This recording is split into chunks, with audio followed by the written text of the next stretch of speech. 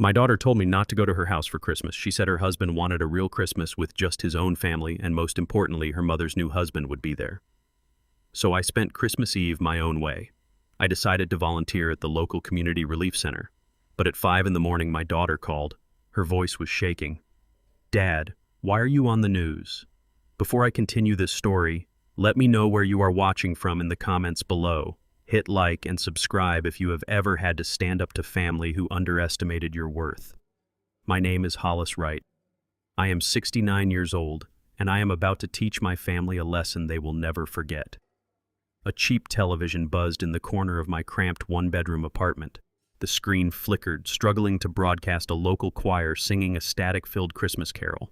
Outside, the first flakes of a record-breaking blizzard were already sticking to the icy pavement of the city. I sat at a chipped Formica table, folding the edges of wrapping paper over a small box. My phone rang on the kitchen counter. The caller identification displayed Alicia, my only daughter. I answered the call, expecting a question about what time I should arrive for our traditional Christmas Eve dinner. Instead, Alicia delivered a brutal rejection before I could even say hello. "Dad, you cannot come to the house tonight," she stated coldly. Her tone lacked any hesitation or warmth. It was a direct, calculated command. I stopped wrapping the gift. The cheap paper crinkled under my calloused thumbs. I asked her why my invitation was suddenly revoked on the night before Christmas. The silence on the line felt heavy and entirely deliberate. Alicia let out a heavy sigh, shifting the blame immediately to her husband. "Bradley wants a real Christmas this year with his elite side of the family," she explained.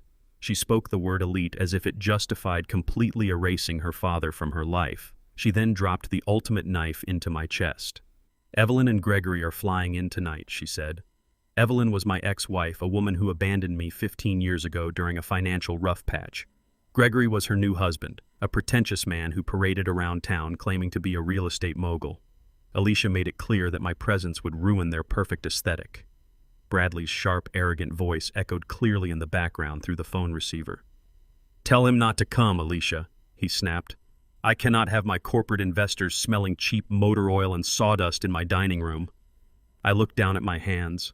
My palms were rough, covered in scars and deep calluses. I had worked 16-hour shifts building custom cabinets for 30 years to pay for Alicia's undergraduate tuition and her expensive law degree. I had ruined my own back, ensuring she never had to take out a single student loan. Now the white husband she chose was disgusted by the very hands that financed their comfortable life. Alicia returned to the receiver. "Dad, you understand, right? We just need everything to be absolutely perfect for Bradley's partners and Gregory. You would just feel out of place among them anyway." I did not argue. I did not raise my voice or demand the respect I was rightfully owed. Arguing with sheer entitlement is a waste of breath. I simply told my daughter I understood completely. I wished her a Merry Christmas and hung up the phone. The silence in my apartment returned thick and absolute. The television continued to hum its distorted holiday tunes. My daughter had chosen to cast me aside to please a son-in-law who despised my blue-collar facade and an ex-wife who valued money above loyalty. They believed I was just a broke retired carpenter who had nothing left to offer them. They were entirely wrong. I stood up from the Formica table. The sadness evaporated, instantly replaced by a cold, calculating resolve. It was time to stop protecting them from the brutal reality of the corporate world. I stretched my aching shoulders slowly. I picked up the cheaply wrapped gift box from the table. It was supposed to be a token of a father's love, a simple offering to keep up the appearance of a humble life. I walked over to the trash can and dropped it inside. I walked into my small, dimly lit bedroom and pushed my old, sagging mattress off the metal bed frame. Underneath the frayed rug lay a rusted floor safe, completely hidden from view. I knelt on the cold floor and spun the dial, entering a complex combination I memorized over a decade ago. The heavy steel door clicked open. The safe did not contain old photographs or meager cash savings. It housed a single, highly secured, encrypted satellite phone. I pulled the heavy device from its cradle. It was a direct lifeline to my true reality. I powered on the phone, waiting for the secure network connection to establish. I dialed a private, unlisted number that only 3 people in the entire world possessed. The line rang exactly twice before a crisp, professional voice answered on the other end. "Good evening, Mr. Wright," Mitchell said. Mitchell was the chief counsel and my most trusted private wealth manager at Apex Investment Fund. For 15 years, he had helped me orchestrate the expansion of my financial empire from the shadows. I operated as the invisible billionaire CEO of Apex while the world, including my greedy family, thought I was just a retired woodworker scraping by on a meager pension. Mitchell sounded alert, knowing I never used this secure channel on a holiday unless a major operation was imminent. "Mitchell," I said, staring at the peeling wallpaper of my bedroom, "cancel your holiday plans. We have immediate business to handle tonight. Prepare the acquisition team immediately. It is time. I need you to run a full financial sweep on my son-in-law Bradley," I instructed. "He runs a tech startup currently seeking Series B funding." Mitchell typed rapidly on his keyboard. "I have his corporate file open right now. Mr. Wright," Mitchell confirmed, "his company is bleeding capital. He is severely over-leveraged and desperately seeking a massive bailout to avoid declaring bankruptcy." "Perfect," I replied, my voice hard and devoid of any mercy. "I issue a direct executive order. I want Apex Investment Fund to buy up the entirety of Bradley's startup corporate debt, purchase every outstanding loan, every line of credit, and every uncollected vendor invoice he owes. I want absolute control over his financial survival, and I want it finalized before midnight tonight." "Yes, sir," Mitchell responded without hesitation. "The acquisitions will be completed within the hour." I ended the call and placed the satellite phone back into the rusted safe. The gears of absolute financial ruin had officially begun to turn. Bradley and Alicia wanted to exclude me from their perfect high society life. They were about to learn that the man they banned from their dinner table actually owned the very ground they walked on. Tonight ends. The windshield wipers of my 1998 Ford pickup scraped violently against a wall of relentless white. A record-breaking blizzard was currently suffocating the entire East Coast under 2 feet of snow. The heater in my truck barely worked, but the engine roared with the same stubborn endurance I had relied on for 3 decades. I navigated the treacherous, unplowed streets of the city with extreme caution. My ultimate destination was Community Relief Center Number 9. I parked the truck near the loading dock, the tires crunching heavily over sheets of solid ice. The wind howled like a wounded animal, biting straight through the thin fabric of my faded canvas coat. I ignored the freezing temperatures. I stepped out into the knee-deep snow and opened the rusted tailgate of my truck. Inside sat 4 massive insulated steel thermoses filled to the brim with hot beef stew. I lifted the first 50-pound thermos with a heavy grunt. My calloused hands gripped the freezing metal handles tightly. I carried it up the icy concrete stairs, my boots slipping slightly, but my balance held firm. I kicked the heavy metal door open with my heel. The shelter was packed shoulder to shoulder with freezing families seeking refuge from the deadly storm outside. The smell of wet wool and desperate bodies filled the room. I set the heavy container down on the serving table. A few shivering children immediately lined up with plastic bowls. I turned around to grab the next container when I suddenly heard a loud sob coming from the back office. The sound cut through the murmur of the crowded room. I walked straight toward the open door of the office. The conflict was not waiting for me. I was walking directly into it right now. Marcus, the shelter director, sat slumped over his battered wooden desk with his face buried in his hands. He was crying uncontrollably. Papers were scattered everywhere across his desk. I demanded to know what was happening. He pushed a bright red legal document toward me. It was an emergency foreclosure and eviction notice. The property belonged to a massive commercial real estate firm. The firm was owned and operated by Gregory, my ex-wife Evelyn's new husband. Gregory had just authorized his lawyers to execute a brutal loophole in the lease agreement. He demanded the immediate vacating of the premises before midnight. He planned to demolish the old shelter to clear the valuable land for a new luxury condominium complex. He chose Christmas Eve to enforce the eviction because he knew the courts were closed and the legal aid offices were empty. Hundreds of homeless people, including young children and the elderly, were about to be thrown out into a deadly sub-zero blizzard. They would freeze to death on the streets tonight. I stared at the arrogant signature at the bottom of the eviction notice. Gregory was a man who prided himself on his ruthless business tactics and his aristocratic lineage. Right at this very moment, he was undoubtedly sitting in his heavily heated mansion wearing a tailored suit and sipping a $200 bottle of Italian wine with Evelyn. He was boasting to Bradley about his brilliant real estate maneuvers while classical holiday music played in the background. They were celebrating their immense wealth by condemning vulnerable people to freeze. I stood there in my frayed, snow-covered canvas coat, breathing in the smell of despair. My hands balled into tight fists. Marcus looked up at me with absolute sheer panic in his bloodshot eyes. He asked me how he was supposed to tell these freezing families they had to leave. He asked me how he was supposed to look those starving children in the face and push them out into the lethal snowstorm. I did not offer him empty words of comfort. I did not tell him to pray or to hope for a Christmas miracle. I pulled my burner phone from my pocket and checked the time. I looked Marcus directly in his panicked eyes and issued a clear command. I told him to keep serving the hot stew and to lock the front doors. No one was leaving this building tonight. The heavy steel doors of the relief center burst open violently against the howling wind. Snow swirled into the crowded room. A tall figure stepped through the freezing gust, shaking the heavy white flakes from his expensive cashmere overcoat. It was Mitchell. He had abandoned his holiday plans, braved the lethal blizzard, and tracked my location perfectly. He carried a thick black leather briefcase tightly under his right arm. He walked past the shivering crowds, his sharp corporate attire creating a stark contrast against the desperate poverty surrounding us. He approached me without a single word of complaint about the awful weather. He simply placed the briefcase on a folding table and clicked the brass locks open. A sudden bright light flashed across the room. A local news crew, completely stranded by the impassable roads and forced to seek shelter in the building, quickly turned their heavy cameras toward us. The reporter, a young woman with a frostbitten face, grabbed her microphone and signaled her cameraman to start recording the unfolding corporate drama. They had been filming a sad human interest story about the tragic holiday eviction. Now they were about to broadcast a financial execution live on television. Mitchell pulled a stack of heavily stamped legal contracts from his briefcase. He informed me that Gregory's holding company was desperately over-leveraged and completely vulnerable. Mitchell had successfully bypassed the standard holiday closures by contacting the bank presidents directly at their private residences. He slammed a final document onto the table. It was a binding purchase agreement for the exact deed to the shelter property.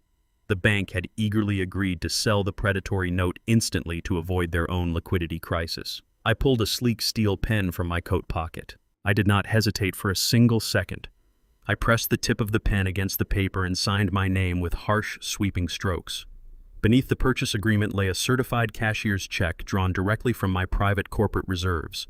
The amount printed in bold black ink was exactly $10 million. The purchase paid off the banknote entirely, stripping Gregory of his ownership and transferring the deed instantly to me. The news cameraman pushed his way aggressively through the crowd, shoving his massive lens right into my face. The bright recording light captured the signed check perfectly. The reporter thrust her microphone toward my mouth, recognizing the sheer magnitude of what just occurred. She announced live on the broadcast that a mysterious donor had just saved the shelter. Mitchell turned to face the camera lens directly. He officially stated that the purchase was executed by the Apex Investment Fund. He then pointed to me and publicly introduced me by name as the absolute majority shareholder and shadow CEO of the entire financial empire. My secret was permanently destroyed. The blue-collar carpenter illusion was dead. The real game had just begun. The freezing wind battered the thin glass windows of the community center as dawn broke on Christmas Day. The digital clock on the peeling plaster wall flashed exactly 5 in the morning. I stood behind the battered serving counter, wiping down the metal surface with a damp rag. The scent of roasted coffee and leftover beef stew lingered heavily in the drafty room. Deep inside the pocket of my canvas coat, my secure burner phone began to vibrate violently. It was a harsh, mechanical buzzing that cut right through the quiet murmurs of the sleeping families bundled in wool blankets across the floor. I pulled the device out and stared at the bright, glowing screen. The caller identification displayed Alicia. My daughter had not called me at this hour since she was a frightened teenager needing a ride home from a broken-down car. Now she was a grown woman, a lawyer living in a gated estate, and she was calling me at the crack of dawn on the holiday she explicitly banned me from attending. I pressed the green button and raised the cold plastic to my ear. I did not offer a warm holiday greeting. I simply waited. The sound of rapid, shallow breathing filled the receiver. Dad Alicia choked out. Her voice was trembling uncontrollably, completely stripped of the condescending arrogance she had weaponized against me just 24 hours earlier. She sounded absolutely terrified, gasping for air as if the ground had suddenly opened up beneath her expensive Italian leather boots. "Dad, I am looking at the morning news broadcast right now." She stammered, her words colliding into a frantic panic. "Why are they showing you standing in the snow? Why are you on national television holding a $10 million certified bank check right now?" Before I could answer her frantic questions, a loud, piercing scream erupted in the background of the call. It was Bradley. My arrogant, pretentious son-in-law was howling like a trapped animal. The polished elite facade he wore so proudly had completely shattered. Through the phone speaker, I could hear the absolute chaos erupting inside their lavish mansion. The sound of shattering glass echoed sharply as someone dropped a crystal champagne flute onto a hardwood floor. Their high society Christmas party had devolved into a complete financial nightmare. Evelyn, my status-obsessed ex-wife, was sobbing loudly in the distance, screaming Gregory's name. Gregory, the fake real estate mogul who constantly paraded his unearned wealth, was shouting profanities at a team of very confused banking executives who had been invited to their home for holiday drinks. The brutal truth had just dropped like a bomb directly into the middle of their pristine holiday gathering. They had spent the entire night eagerly waiting for confirmation of a massive corporate bailout. They needed an anonymous buyer to save Bradley's failing tech startup and to rescue Gregory's heavily leveraged commercial real estate portfolio. They believed a savior was coming to protect their extravagant lifestyle. Instead, the morning news broadcast revealed the devastating reality. The mysterious corporate savior who had just aggressively purchased every single ounce of their crippling debt was the exact same man they had cruelly banned from their home.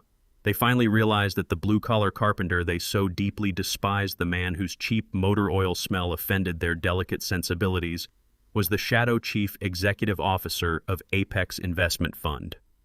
Bradley snatched the phone directly from Alicia's trembling hands. His voice cracked with sheer desperation as he yelled my name into the receiver. "Hollis, listen to me right now," Bradley begged, his breathing ragged and frantic. "Please tell me this is a sick joke. You are just a retired cabinet maker. You do not have $10 million to throw around. You cannot be the one who bought out my company. You just cannot be him. Tell me the news anchor made a mistake. Tell me they got the wrong name." I listened to his pathetic, crumbling ego with absolute silence.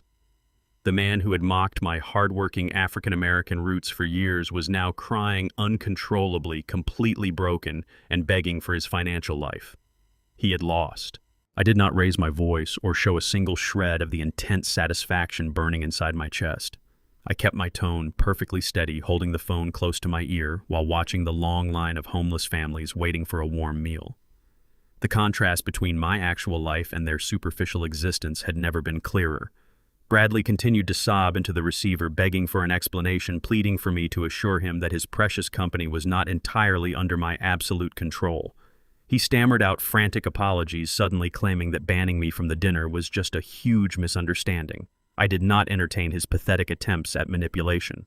I refused to grant him the dignity of an argument. I spoke calmly, cutting through his hysterical crying with surgical precision. "Put my daughter back on the phone right now," I demanded firmly. There was a brief struggle on their end before Alicia returned to the line. Her breath hitched in her throat as she waited for my response. "Alicia," I said, my voice as cold and unyielding as the heavy blizzard raging outside the shelter doors. "I am currently very busy serving hot breakfast to people who actually want my company on Christmas Day. I do not have time to discuss your husband's massive financial failures. Do not call this number again." I pressed the red button on the screen and ended the call immediately. I did not give her a chance to respond. I did not let her fake tears sway my resolve. I dropped the phone back into my heavy coat pocket and picked up a large metal serving spoon. I smiled warmly at a young child standing in line and handed him a fresh bowl of hot stew. The silence felt perfect. Absolute panic immediately consumed the four antagonists standing in their lavish mansion. The pristine holiday morning they had meticulously planned was now a horrifying disaster. The expensive luxury gifts sitting perfectly under their towering Christmas tree were completely ignored. Bradley stared blankly at his useless phone, realizing his tech startup was currently bleeding out, and his only financial savior was the father-in-law he deeply disrespected. Evelyn clutched her expensive silk robe, screaming at Gregory to fix his massive real estate blunders before the bank seized their entire fortune. Gregory ignored his weeping wife, his face entirely pale with sheer terror. They realized they could not wait for their lawyers or financial advisors to intervene. Their only option was to confront me directly before I officially initiated their complete ruin. The group of desperate pretenders abandoned their warm estate and rushed out into the brutal, freezing winter weather. They jumped frantically into their dual luxury SUVs. Gregory slammed his foot aggressively onto the gas pedal, spinning his heavy tires across the thick, icy driveway. They sped wildly through the dangerous blizzard, heading directly toward the downtown community relief center to desperately salvage their rapidly sinking ships before they drowned. Two massive luxury sport utility vehicles roared down the unplowed street, their heavy snow tires sliding dangerously against the slick pavement before slamming their brakes just inches from the community relief center. The dark-tinted doors flew open simultaneously. The freezing wind immediately whipped through the expensive vehicles, but the four occupants did not care at all about the bitter cold. Gregory, Evelyn, Bradley, and Alicia stormed out into the blinding white snowstorm, their faces twisted with a mixture of absolute rage and pure panic. Gregory led the charge. He stomped through the knee-deep snowdrifts, entirely ruining his custom Italian leather loafers. His expensive cashmere scarf whipped wildly around his thick neck. Evelyn followed closely behind him, clutching her designer coat, her eyes wide with disbelief as she stared at the rundown brick building. Bradley practically dragged Alicia out of the passenger side, pulling her by the wrist toward the entrance where I stood. I remained perfectly still under the rusted metal awning of the shelter, shielded slightly from the falling snow. The news crew had just packed away their heavy equipment, leaving me alone with Mitchell and a few volunteers. Gregory did not hesitate. He lunged under the awning and closed the distance between us in 3 massive strides. He reached out with both hands and violently grabbed me by the thick fabric of my old flannel collar. His knuckles dug into my collarbone. His face was completely red, and it contorted into a mask of pure aristocratic fury. He shoved me backward against the freezing brick wall of the shelter. He panted heavily, his warm breath creating thick white clouds in the frigid morning air. He looked at me with absolute sheer hatred, ready to destroy the man who had just publicly humiliated him on national television. Gregory tightened his grip on my collar, shaking me slightly as he screamed directly into my face. He accused me of committing federal identity theft, his voice cracking with absolute hysteria. He claimed I was nothing but a broke, pathetic carpenter staging an elaborate media stunt to extort money from his legitimate real estate firm. He demanded to know where I obtained the forged cashier's check I flaunted on the morning news broadcast. Bradley stepped up beside his father-in-law, pointing an aggressive finger directly at my chest. He threatened to call the police right now and have me arrested for massive corporate fraud. He shouted that his tech startup was a legitimate enterprise, and he would not let a poor, uneducated handyman destroy his hard-earned reputation. They completely refused to believe the undeniable truth standing right in front of them. For decades, they had mocked my African-American heritage and my working-class roots. They had always treated me like a lower-class citizen who was entirely beneath their elite social circles. Now their fragile egos simply could not process the horrifying reality that this blue-collar man held their entire financial lives firmly in his calloused hands. Evelyn stood a few feet away, crossing her arms tightly across her chest to block out the freezing wind. She looked at me with pure disgust, echoing Gregory's baseless accusations. She told Alicia that I had finally lost my mind, completely unable to accept that the man she abandoned 15 years ago had surpassed her new husband in every conceivable metric of power. I did not flinch or break eye contact with Gregory. I simply looked down at his perfectly manicured hands gripping my cheap flannel coat. I raised my own hands and calmly grabbed his wrists. With a swift, powerful motion forged from decades of heavy physical labor, I peeled his fingers back and forcefully brushed his hands completely off my shoulders. Gregory stumbled backward into the snow, looking genuinely shocked by my physical strength. I straightened my collar slowly. I told them they were wasting their precious breath yelling at me. I stated clearly that their loud accusations would not change the harsh legal reality of the financial transactions that had just occurred. They were staring at a brick wall of absolute denial, and it was about to crash down entirely on their heads. Mitchell stepped swiftly out of the shadows of the shelter awning, placing himself directly between me and the screaming antagonists. His tailored wool suit and sharp corporate demeanor instantly commanded authority. He opened his heavy leather briefcase and pulled out a thick stack of official notarized corporate documents. He held the paperwork up, demanding absolute silence from the group. Gregory scoffed loudly, but Bradley immediately recognized Mitchell as the chief counsel of Apex Investment Fund. Bradley's face drained of color as he stared at the top executive of the firm he was desperately trying to court. Mitchell spoke with a cold, piercing clarity that cut straight through the howling blizzard. He formally introduced himself and stated his exact position within the global financial institution. He then presented the heavily stamped documents directly to Bradley and Gregory. The papers contained unassailable proof of my absolute ownership of Apex. They included banking certificates, federal tax filings, and corporate charters, all prominently displaying my legal name as the sole majority shareholder. Mitchell meticulously explained that I had built the massive investment empire quietly over the last 20 years, entirely hidden from public view to protect my privacy. Evelyn gasped out loud, covering her mouth with her trembling hands as she realized the true magnitude of my hidden wealth. Mitchell continued his ruthless presentation. He confirmed that the $10 million cashier's check was completely legitimate and had already cleared the banking system. The transaction was fully complete. Gregory no longer owned the Community Relief Center property. Mitchell stared coldly at Gregory and advised him to contact his legal team immediately because his firm was now facing severe financial consequences. The impenetrable shield of my corporate authority had stepped up, completely neutralizing their pathetic attempts at intimidation and exposing their absolute powerlessness. The crushing weight of the brutal truth finally dropped onto the freezing pavement. Bradley fell to his knees in the deep snow, his entire body trembling violently. Mitchell looked down at my son-in-law with an expression of pure, unadulterated pity. Mitchell calmly informed Bradley that the elite banking executives he had invited to his lavish Christmas Eve dinner were all directly employed by me. They were high-level directors working within the various financial subsidiaries owned exclusively by Apex. Bradley had spent weeks desperately begging these exact men for a massive corporate bailout, hoping they would save his failing technology startup from imminent bankruptcy. He had curated the perfect holiday party to impress them, aggressively banning me from his home because he feared my working-class appearance would offend their wealthy sensibilities. He had completely destroyed his relationship with my daughter just to cater to a group of men who reported directly to my desk every single Monday morning. The absolute horror of his catastrophic mistake paralyzed him entirely. Bradley had just successfully banned his ultimate boss and his only possible financial savior from his own home. The iron trap had officially closed tightly around his neck. The crushing silence hung in the freezing air, broken only by the bitterly howling winter wind. Bradley stared at the documents in Mitchell's hands. The blood drained entirely from his face, leaving him looking like a terrified child rather than a corporate executive.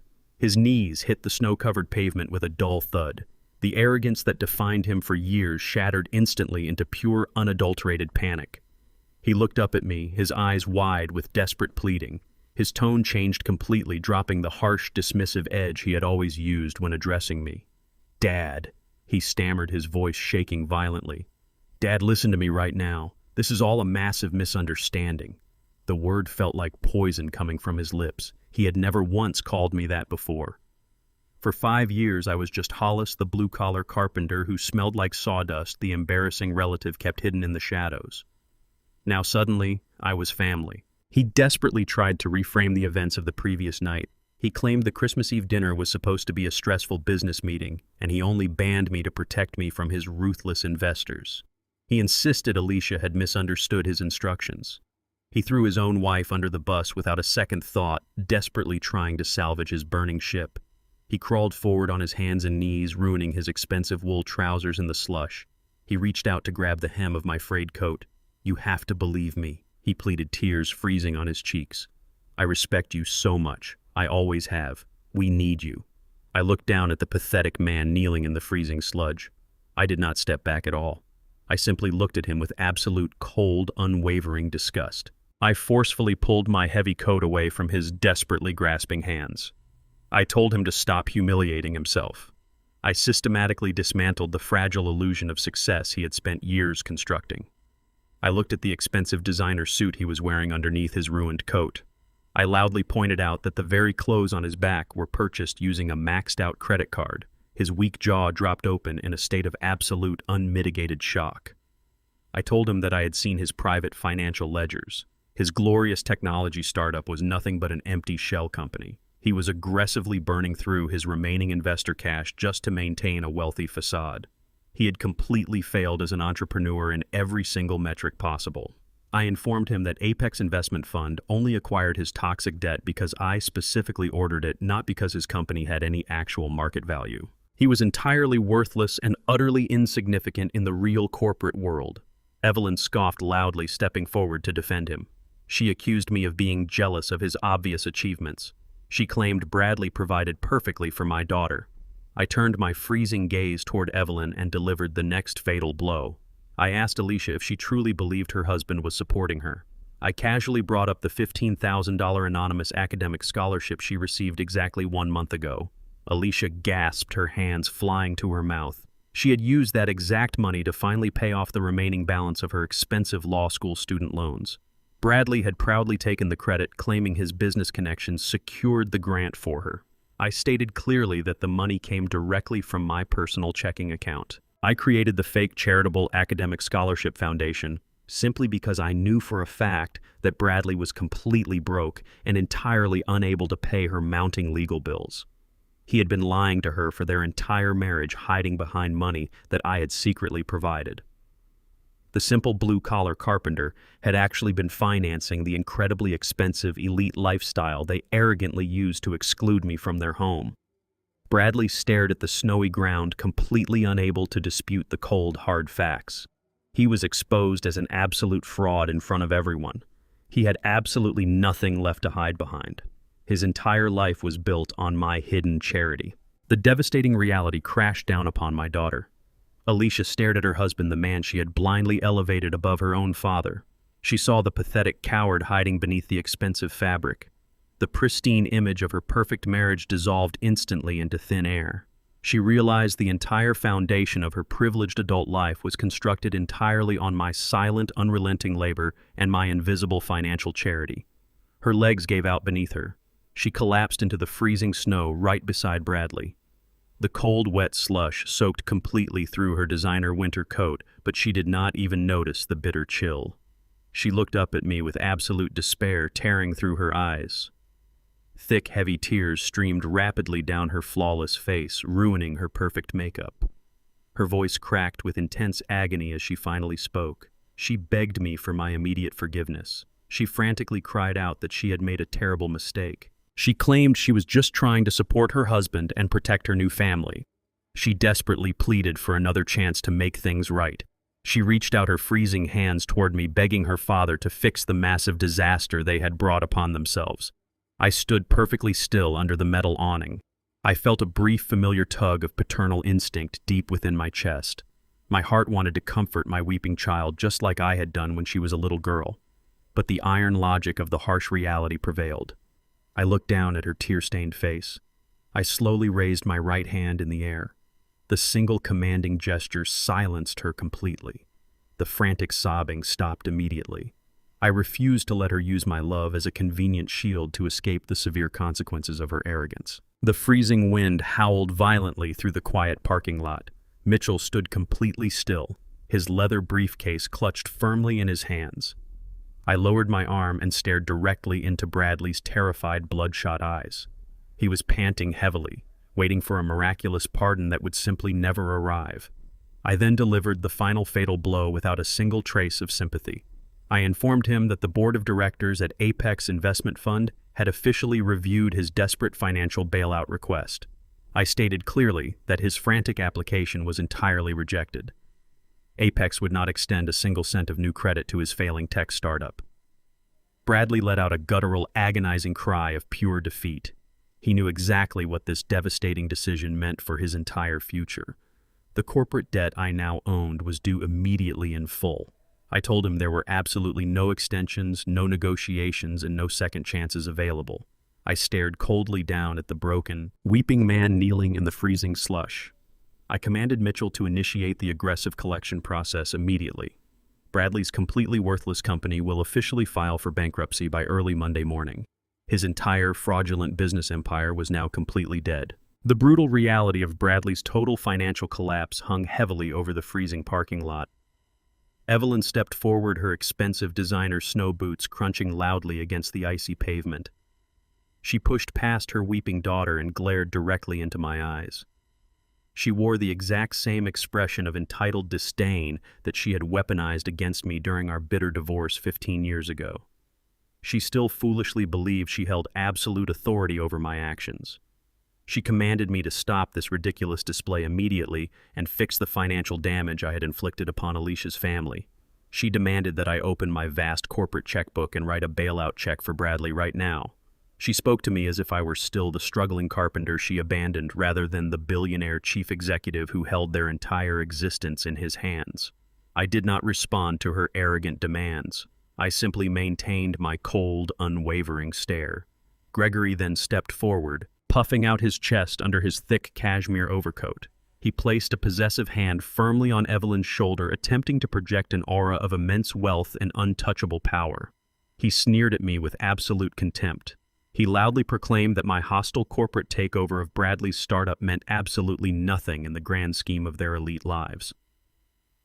Gregory boasted that his massive commercial real estate empire possessed more than enough liquid capital to easily bail Bradley out of bankruptcy by Monday morning.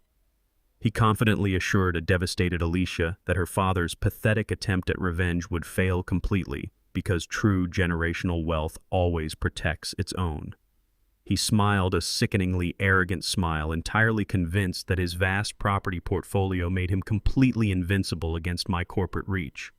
He was about to learn a very painful, devastating lesson about modern banking. A cold, hard laugh erupted straight from the depths of my chest.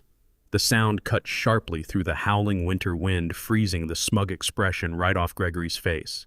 He had spent the last decade flaunting his imaginary supremacy, entirely unaware that the foundation of his entire empire was built on quicksand. I raised my hand and signaled silently to Mitchell.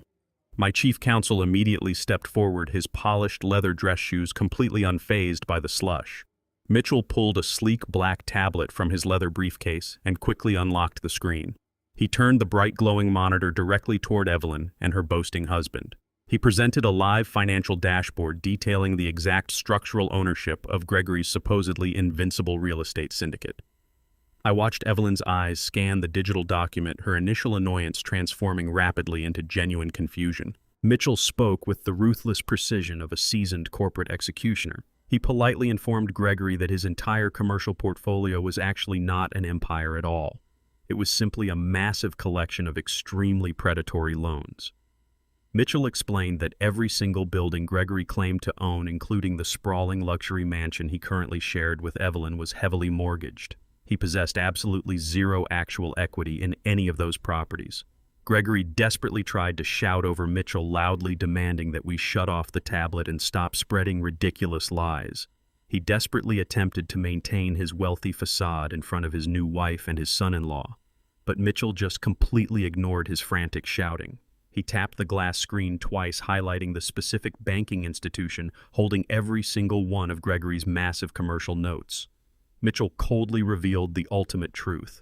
The regional bank that financed Gregory's entire lavish lifestyle had quietly struggled with severe liquidity issues last year.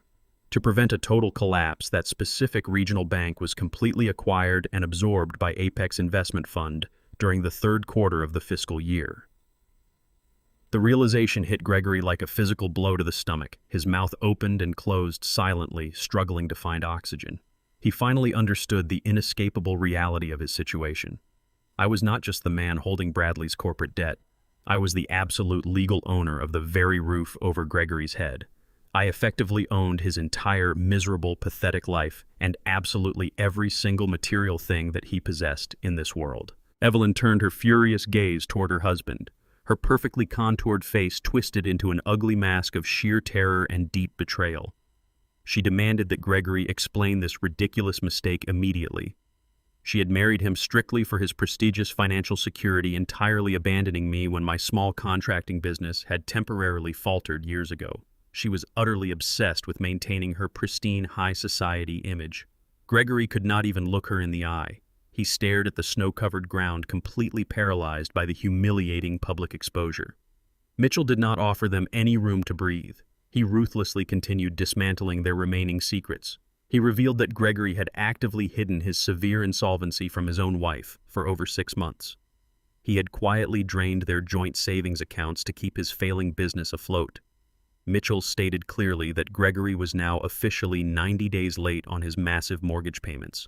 According to the strict terms of the predatory loan agreements Gregory had originally signed, the bank possessed the absolute legal right to instantly recall the entire debt upon default. Evelyn let out a shrill, horrified gasp. She realized she was married to a completely broke man who had gambled away her luxurious lifestyle. She began hitting Gregory's chest, screaming hysterically at him for ruining her life. Gregory weakly tried to grab her hands, pleading for her to calm down in front of the news cameras that had started rolling again from inside the shelter. The entire parking lot was now witnessing the spectacular death of their fake empire. Mitchell looked at me for final confirmation. I gave him a single, barely perceptible nod of approval. Mitchell looked back down at his glowing tablet. He raised his index finger and firmly pressed a red button on the screen. A sharp, piercing electronic ding suddenly emanated from the deep pocket of Gregory's thick cashmere coat. The loud notification sound felt like a literal gunshot echoing across the freezing parking lot. Gregory slowly reached inside his coat with violently trembling hands and pulled out his expensive mobile phone. He stared blindly down at the bright screen. An automated digital email from the Central Banking Division of Apex Investment Fund stared right back at him. It was a formal, undeniable legal notification. The total foreclosure process on their sprawling luxury mansion had officially been initiated by the Federal Collections Department. All attached corporate assets, commercial vehicles, and private bank accounts were frozen immediately. Evelyn peered over his shaking shoulder to read the digital text. She unleashed a horrifying guttural wail of pure agony that completely drowned out the roaring winter blizzard. Everything she had traded her soul to acquire was instantly annihilated. Gregory's supposedly invincible real estate empire was eradicated in mere seconds by a single tap of Mitchell's finger. They were now completely homeless, permanently stripped of their precious elite status, and left standing completely penniless in the brutal snowstorm. Their total financial destruction was now an absolute, undeniable masterpiece. The shrill wail of approaching police sirens pierced the freezing morning air. The deafening noise echoed off the icy brick walls of the community relief center. Gregory and Bradley had abandoned their massive luxury vehicles completely sideways across a designated emergency fire lane when they ambushed me. The flashing red and blue lights now reflected brightly against the heavy falling snow, signaling the immediate impounding of their illegally parked cars. The arrival of law enforcement acted as a brutal catalyst. The temporary arrogant alliance forged by my greedy family members completely shattered into a million jagged pieces. The shock of their sudden financial annihilation quickly morphed into raw, toxic panic. They no longer stared at me with demanding entitlement. Their pristine high society masks violently fell away, revealing the absolute rot beneath their polished exteriors. Gregory frantically shoved his expensive mobile phone deep into his cashmere coat pocket, breathing heavily as the flashing police lights illuminated his panicked red face. Evelyn took a sharp, unsteady step away from her husband. She looked at him not as a wealthy protector, but as a disgusting, toxic liability who had just ruined her entire existence. Bradley was still kneeling in the frozen slush, staring blankly at his ruined designer shoes. The police sirens grew agonizingly loud, forcing them to confront the immediate reality of their catastrophic failure. They had driven here united by their shared greed and their mutual contempt for my working-class facade. Now cornered in the freezing blizzard with absolutely zero financial leverage, their fragile loyalty dissolved instantly. The survival instincts of the elite kicked in completely, destroying any lingering shred of familial affection. I watched silently from the dry shelter of the rusted awning. The desperate predators were finally realizing they were trapped completely inside the cage. Bradley suddenly scrambled up from the wet pavement. His perfectly tailored suit was completely ruined by the dirty gray slush. He turned his desperate fury directly onto my weeping daughter. He pointed an aggressive, trembling finger directly at Alicia's face. He violently blamed her for the entire collapse of his technology startup. He screamed that she should have maintained a much better relationship with her father instead of treating me like an embarrassing secret. He aggressively reminded her that she was the one who explicitly banned me from the Christmas Eve dinner, entirely ignoring the undeniable fact that he had orchestrated the cruel rejection himself. Alicia recoiled sharply from his venomous attack. She sobbed uncontrollably, realizing the man she loved cared only about the massive bank accounts he thought she could access. A few feet away, Evelyn unleashed decades of suppressed aristocratic rage onto Gregory. She viciously slapped his chest with her gloved hands. She shrieked at the top of her lungs, accusing him of lying about his immense wealth and actively destroying her highly curated lifestyle. She demanded to know how he could secretly mortgage their luxury mansion without her permission. She wailed that she would become a complete laughingstock at her exclusive country club by tomorrow morning. Gregory grabbed her wrists harshly, snapping back that her endless demands for expensive vacations and designer jewelry had aggressively accelerated his imminent bankruptcy. He roared that she was nothing but a greedy parasite who drained his accounts dry. The brutal weekend blizzard had finally passed completely, leaving the sprawling city bathed in the cold, sharp light of a clear Monday morning. The brilliant winter sun reflected blindingly off the towering glass skyscrapers that defined the downtown financial district. I sat quietly at the head of a massive mahogany table inside the top-floor executive boardroom of the Apex Investment Fund headquarters. The cheap canvas coat and worn flannel shirts were gone forever. I wore a perfectly tailored charcoal wool suit that projected the immense, undeniable authority I had meticulously built over the past 2 decades. The panoramic floor-to-ceiling windows offered an unobstructed view of the sprawling metropolis I essentially controlled. Mitchell stood silently near the heavy oak double doors, reviewing digital files on his tablet with surgical precision. The quiet hum of the climate control system was the only sound breaking the heavy silence of the room. Precisely at 9 o'clock, the heavy doors clicked open. A nervous young man in a cheap beige suit stepped hesitantly into the vast executive suite.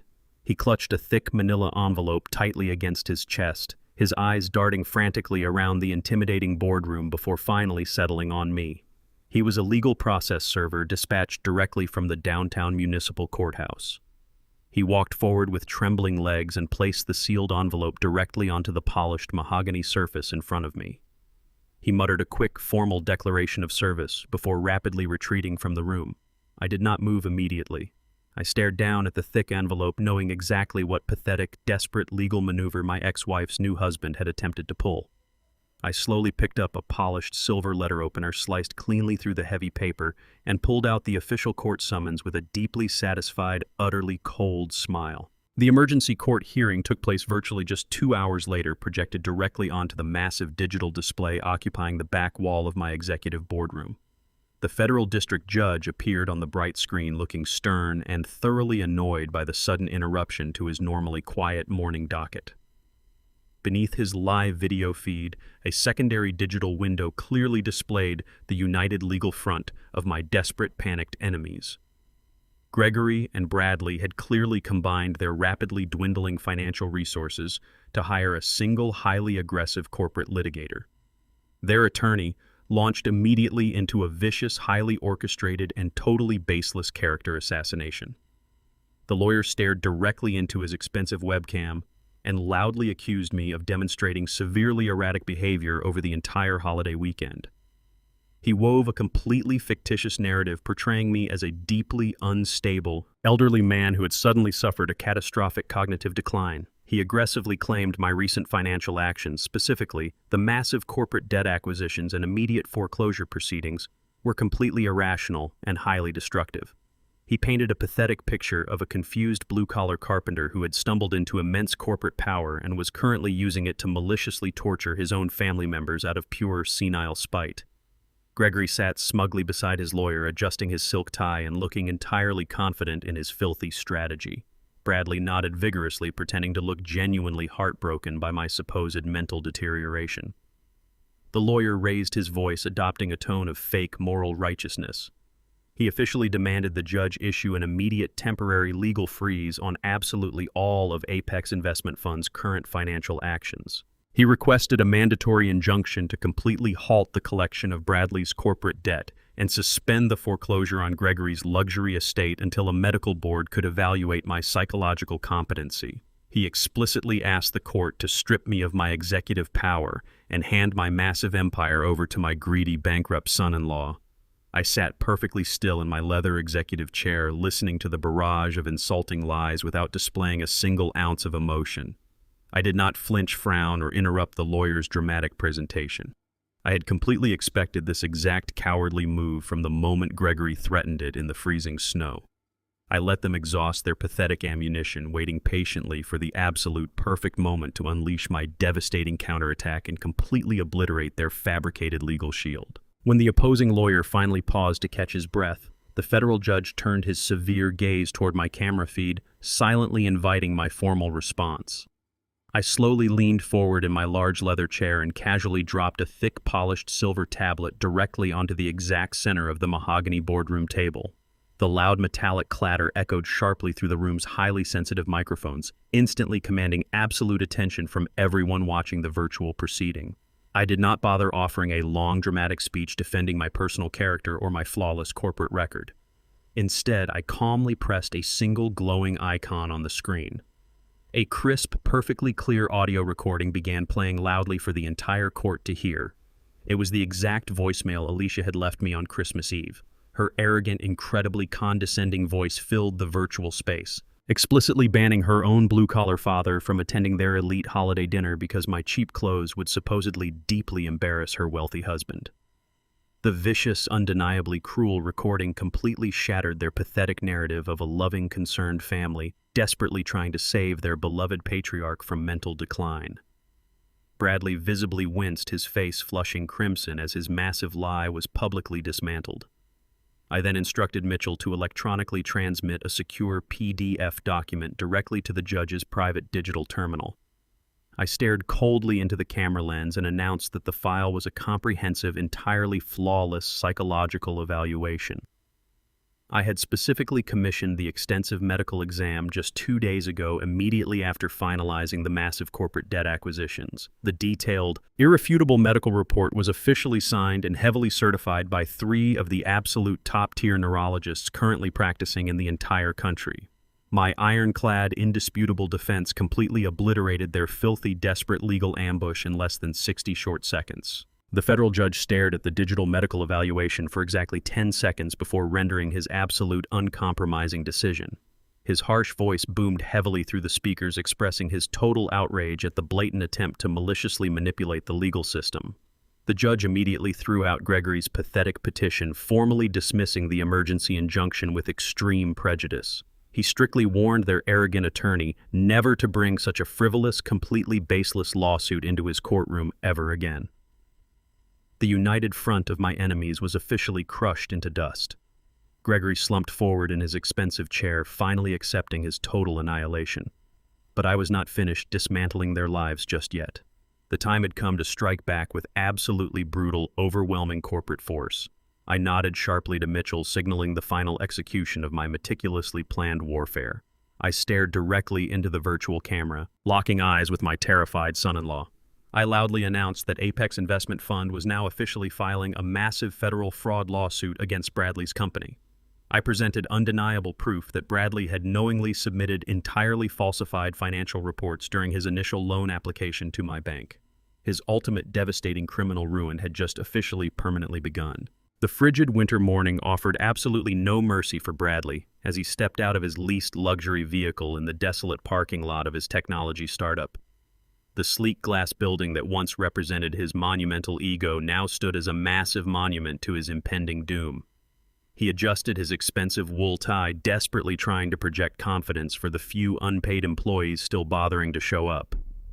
Before he could even reach the frosted glass entrance, a plain white sedan blocked his path. 2 men wearing dark federal windbreakers stepped out into the freezing air. They did not announce themselves with polite corporate pleasantries. The taller agent approached Bradley and shoved a thick, sealed manila folder directly against his chest. Bradley instinctively grabbed the heavy package, his heart violently hammering against his ribs. The agent officially declared that Bradley was successfully served with a federal subpoena for massive corporate fraud and systemic financial fabrication. Bradley stared down at the terrifying federal seal, his entire world completely spinning out of control. The fatal damage was instantaneous. The devastating news of the aggressive federal lawsuit filed by Apex Investment Fund had already leaked to the major financial press networks. Bradley's phone began vibrating wildly in his coat pocket. He pulled it out with trembling fingers and watched his digital inbox fill with frantic, angry emails.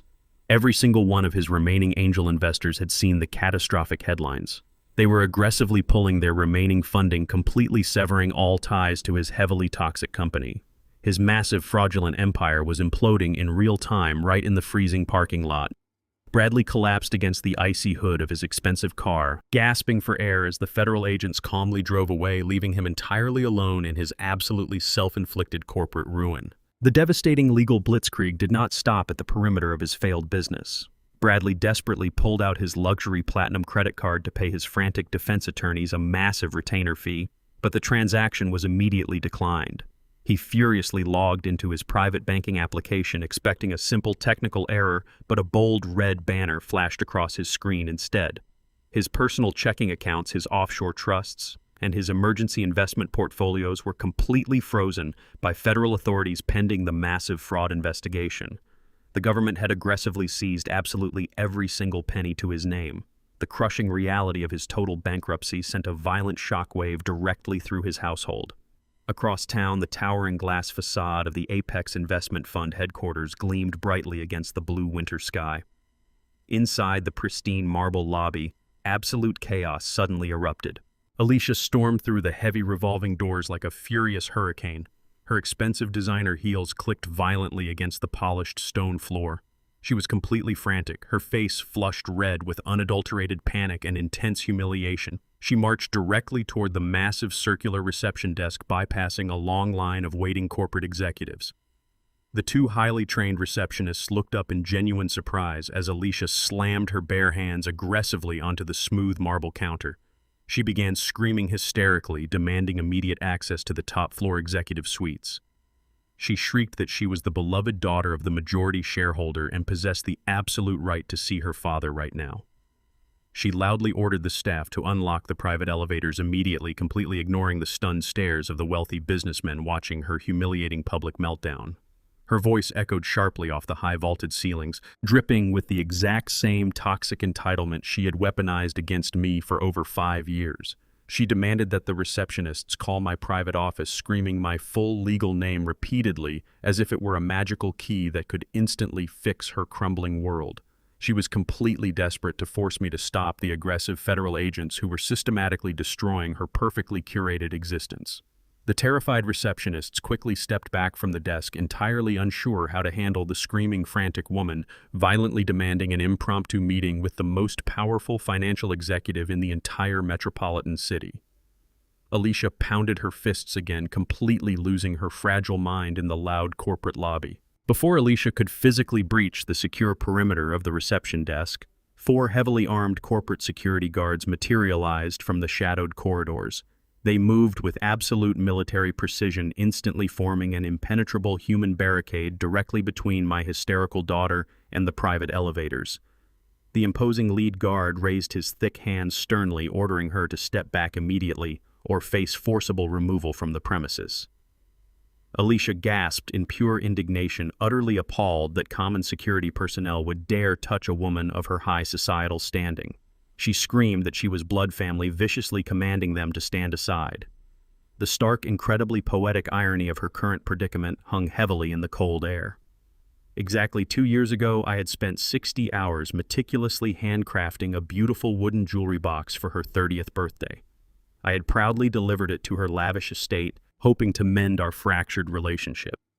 Instead of appreciating the intense fatherly labor, she had immediately thrown my heartfelt homemade gift directly into her outdoor garbage can.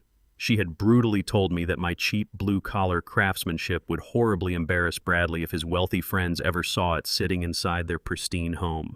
She had mercilessly discarded my absolute love just to protect a highly fraudulent facade. Now the exact same daughter who had literally thrown my handmade devotion into the trash was being physically blocked from my presence by my elite corporate security team. She could not comprehend the massive shift in our power dynamic. The guards remained absolutely silent, entirely unaffected by her desperate wailing tears and dramatic threats.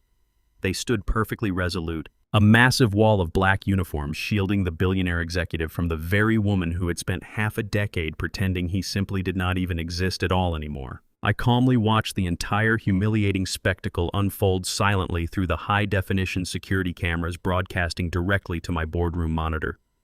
I pressed a silver button on my sleek mahogany desk, calmly instructing the head security guard to escort Alicia up to the top floor. She practically ran out of the private elevator, aggressively shoving past Mitchell as she finally burst into my massive executive office. She did not bother offering a single genuine apology for her husband's massive corporate fraud or her own terrible behavior.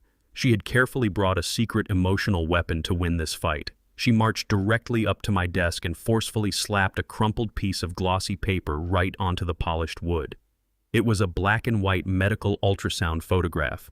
She stared at me with completely cold, highly calculating eyes. Alicia aggressively declared that she was 3 months pregnant, explicitly threatening to permanently ban me from ever meeting my future grandchild unless I immediately restored Bradley's stolen wealth and entirely reversed the brutal bankruptcy proceedings. She was now ruthlessly using her own innocent unborn child as a desperate tool to extort my paternal sympathy and completely regain her unearned elite status today. Alicia slammed her hands down hard onto my immaculate desk, leaning forward until her flushed face was inches from mine. The crumpled black and white ultrasound image sat between us like a physical weapon. She pointed a manicured finger directly at the tiny, grainy shape on the paper, her voice rising to a frantic, highly hysterical pitch. She violently demanded my immediate and unconditional pity. She screamed that the immense, crushing stress of my vindictive corporate actions was actively harming her unborn child. She completely ignored Bradley's massive financial fraud and Gregory's predatory loans, choosing instead to focus entirely on my supposedly cruel retaliation. She cried out that I was deliberately destroying my own future grandchild's life before it even began.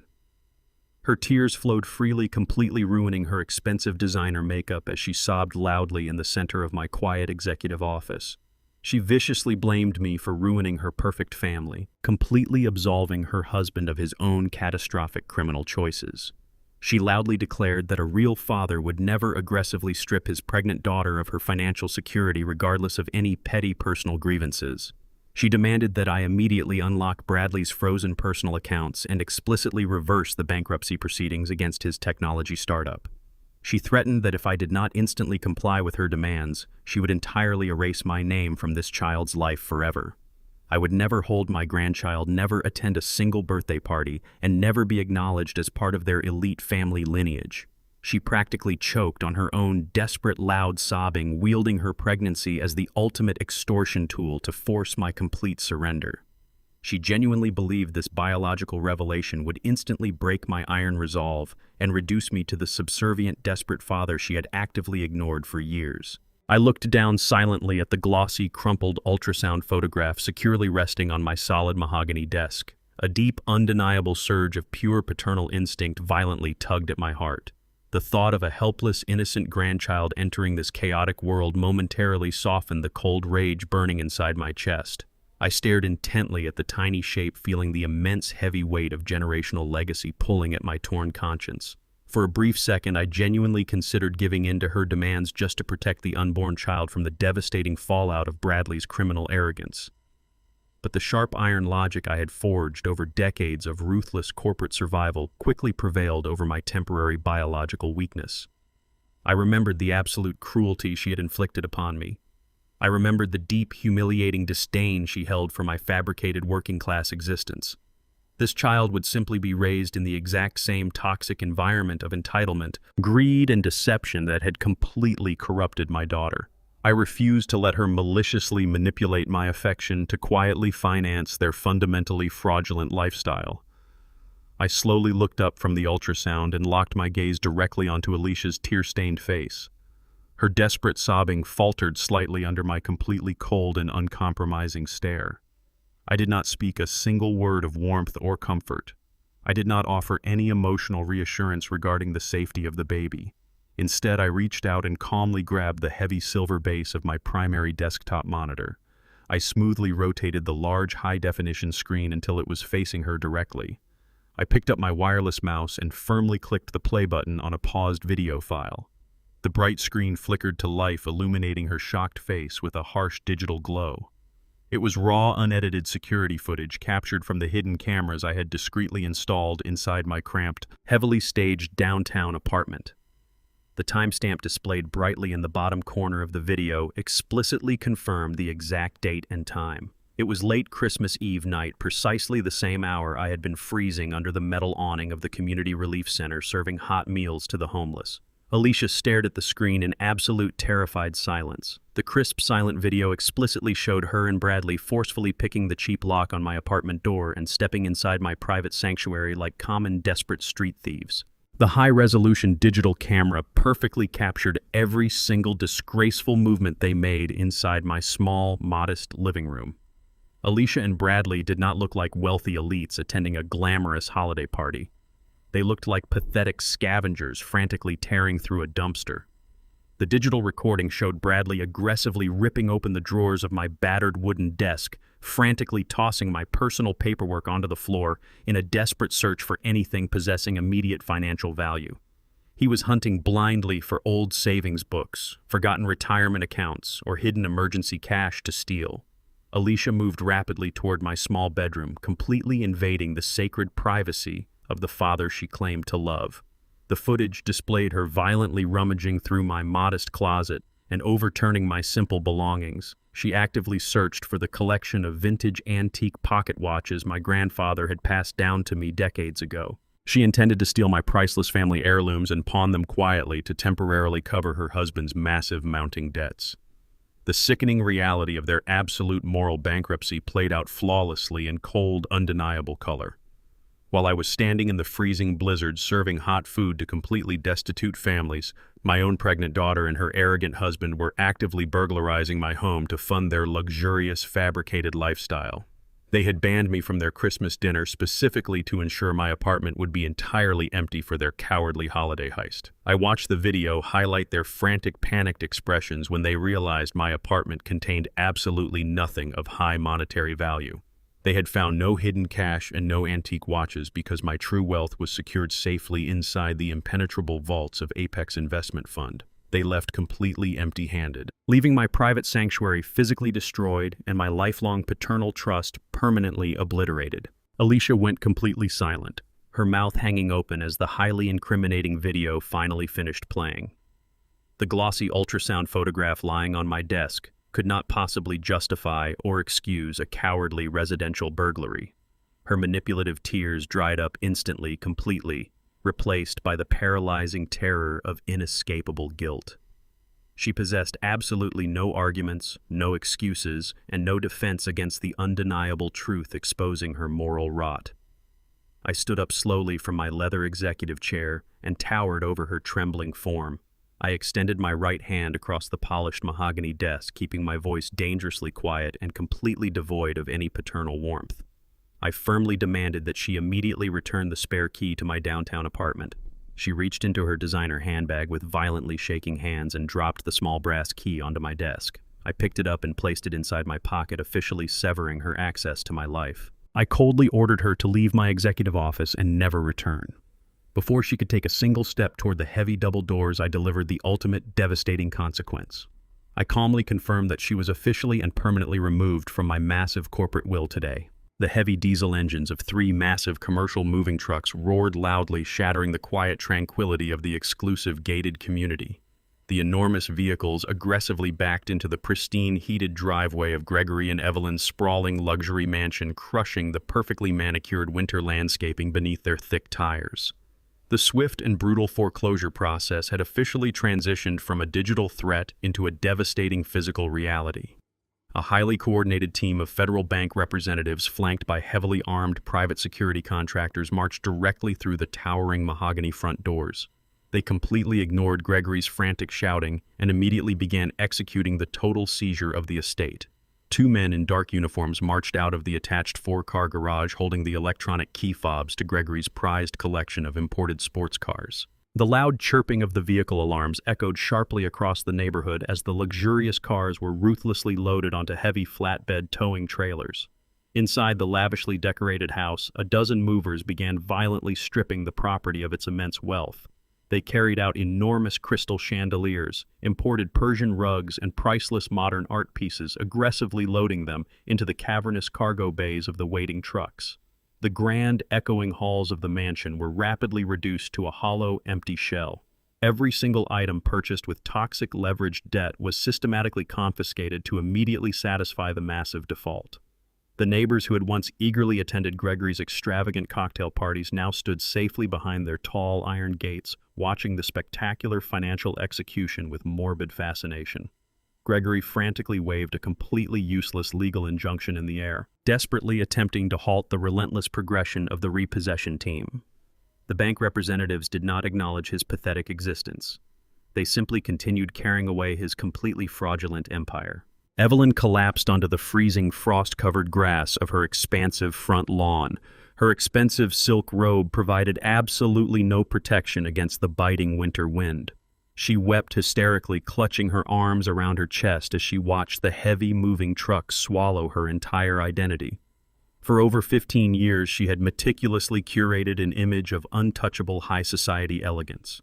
She had callously divorced me because a simple carpenter's salary could never satisfy her ravenous appetite for luxury and social prestige.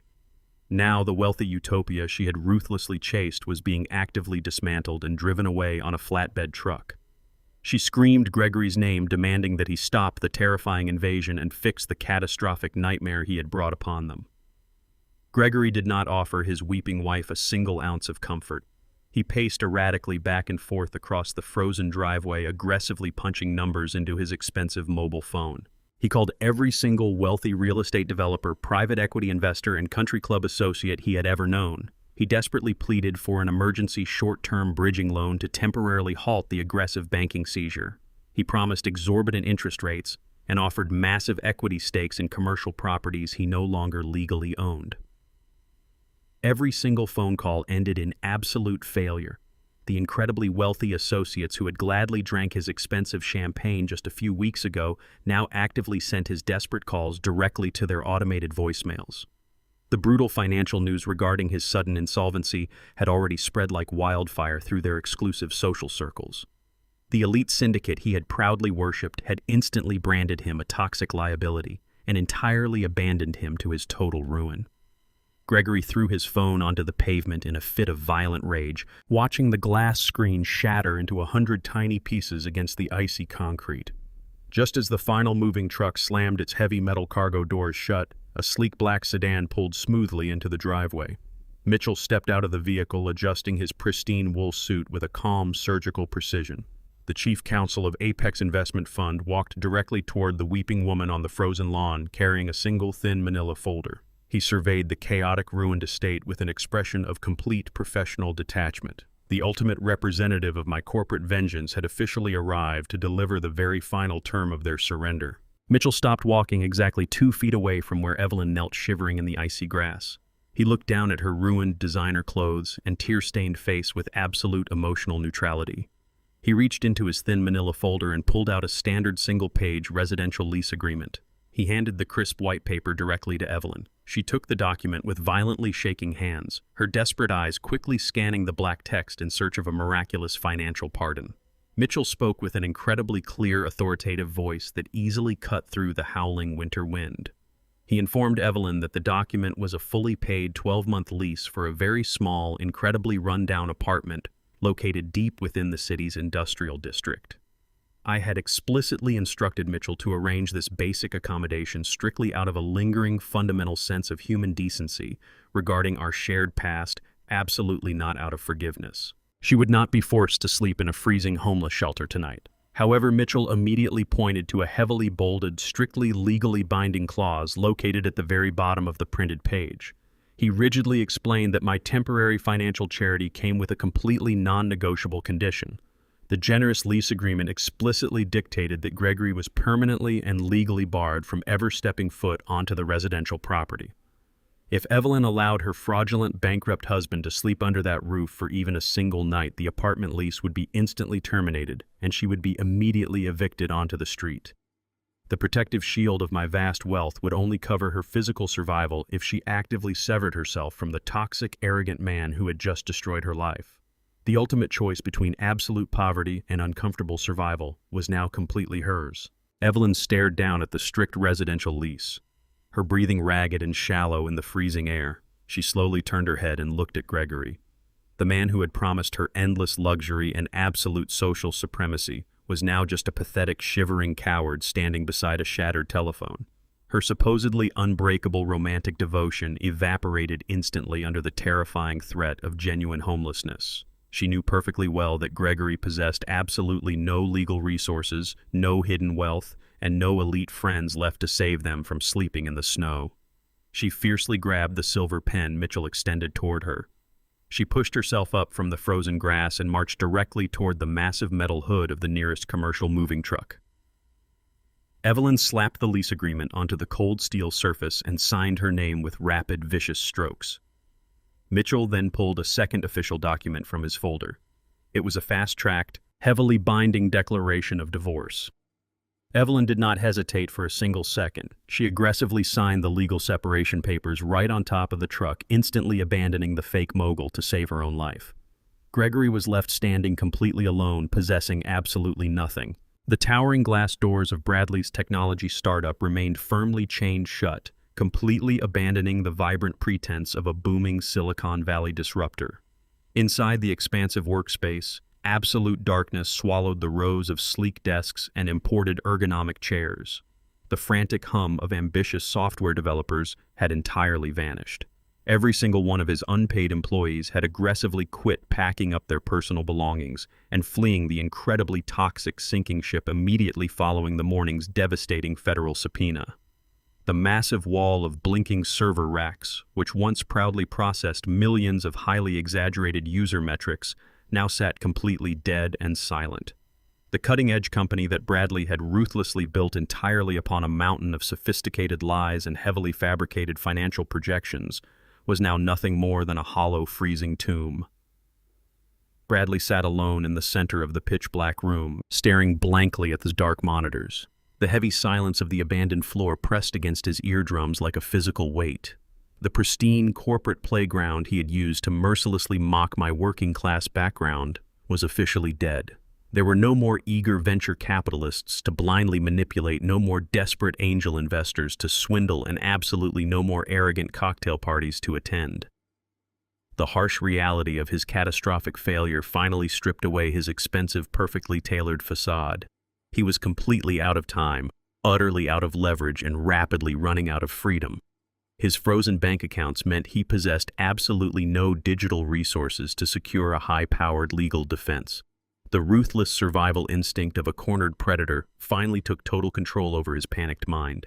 He realized the impending federal indictment was completely inescapable if he remained inside the city limits. He desperately needed to completely vanish from the entire state tonight to survive. Bradley practically leaped from his leather chair and blindly stumbled through the oppressive darkness toward the far wall of his private executive suite. His hands shook violently as he reached behind a massive abstract painting and blindly fumbled with the electronic keypad of his hidden wall safe. He typed the combination incorrectly twice, cursing loudly into the freezing air before the heavy steel door finally clicked open.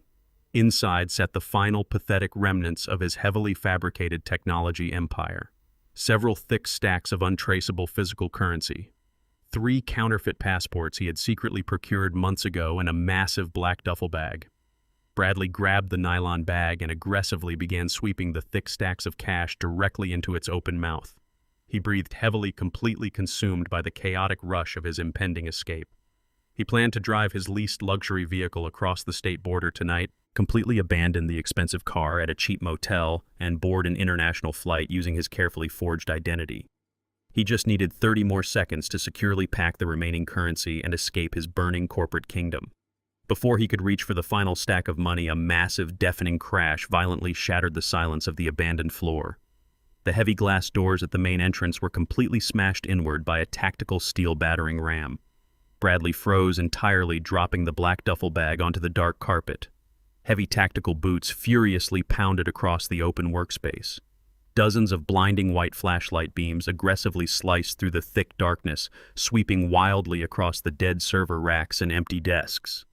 The booming, incredibly authoritative voices of heavily armed federal agents echoed sharply, demanding absolute compliance and immediate surrender. Bradley scrambled backward, pressing his trembling spine tightly against the cold wall. The massive wooden double doors of his private office were suddenly kicked completely off their metal hinges. 6 federal agents stormed into the executive suite, leveling their bright weapons directly at his chest. The lead agent stepped firmly into the room, shining his powerful flashlight directly onto the open steel safe and the overflowing bag of stolen investor cash sitting pathetically on the floor. Bradley slowly raised his shaking hands into the air, instantly realizing his desperate midnight flight had failed completely. He was entirely trapped inside the very tomb he had built with his own two hands, massive lies, and endless corporate greed. The lead federal investigator marched forward and violently slammed Bradley against the polished mahogany desk, quickly securing his wrists with heavy steel handcuffs. He leaned closely into Bradley's ear and coldly recited his official Miranda rights, explicitly stating the severe federal charges of massive wire fraud and systemic investor deception. Bradley whimpered helplessly, thoroughly crushed by the sudden realization of his total destruction. He desperately begged the unyielding officer for an explanation, demanding to know how the government had acquired his heavily encrypted, perfectly hidden financial ledgers. The investigator stepped back, completely ignoring the pathetic pleas for mercy. He calmly reached inside his tactical vest and pulled out a small, highly recognizable silver flash drive. He held the digital device directly in front of Bradley's terrified face. The agent coldly explained that the government did not need a sophisticated warrant or an elite cyber team to penetrate his fraudulent corporate network. He explicitly revealed the exact source of the completely damning financial leak. It was not Hollis who had quietly provided the devastating ledgers to the authorities. The ultimate architect of his sudden incarceration was his own pregnant wife. Alicia had secretly stolen the master administrative passwords during their frantic, pathetic holiday burglary. She had actively traded the entirely illegal corporate blueprints directly to the federal prosecutors this very afternoon. The cruel reality of her immense betrayal completely shattered his remaining sanity. He finally understood that his beautiful wife possessed absolutely no genuine loyalty to him whatsoever. She had ruthlessly sacrificed his entire freedom just to selfishly save herself from spending a single night inside a federal prison. Bradley's eyes widened in absolute, agonizing horror as the final brutal piece of the puzzle violently snapped into place. His closest ally had actively orchestrated his absolutely permanent, entirely devastating downfall tonight. Alicia had mercilessly handed over all of Bradley's hidden hard drives specifically to secure absolute full legal immunity solely for herself. When she was completely expelled from my corporate headquarters, she drove directly to the downtown federal courthouse, realizing her incredibly fraudulent lifestyle was officially dead. She aggressively sold her own husband to the authorities to entirely avoid her own impending criminal prosecution. The heavily armed federal agents ruthlessly dragged Bradley out of his dark, abandoned office building and pushed him violently across the freezing parking lot. He screamed vicious, hateful curses directly into the cold night air, promising absolute vengeance against the treacherous woman who had completely destroyed him.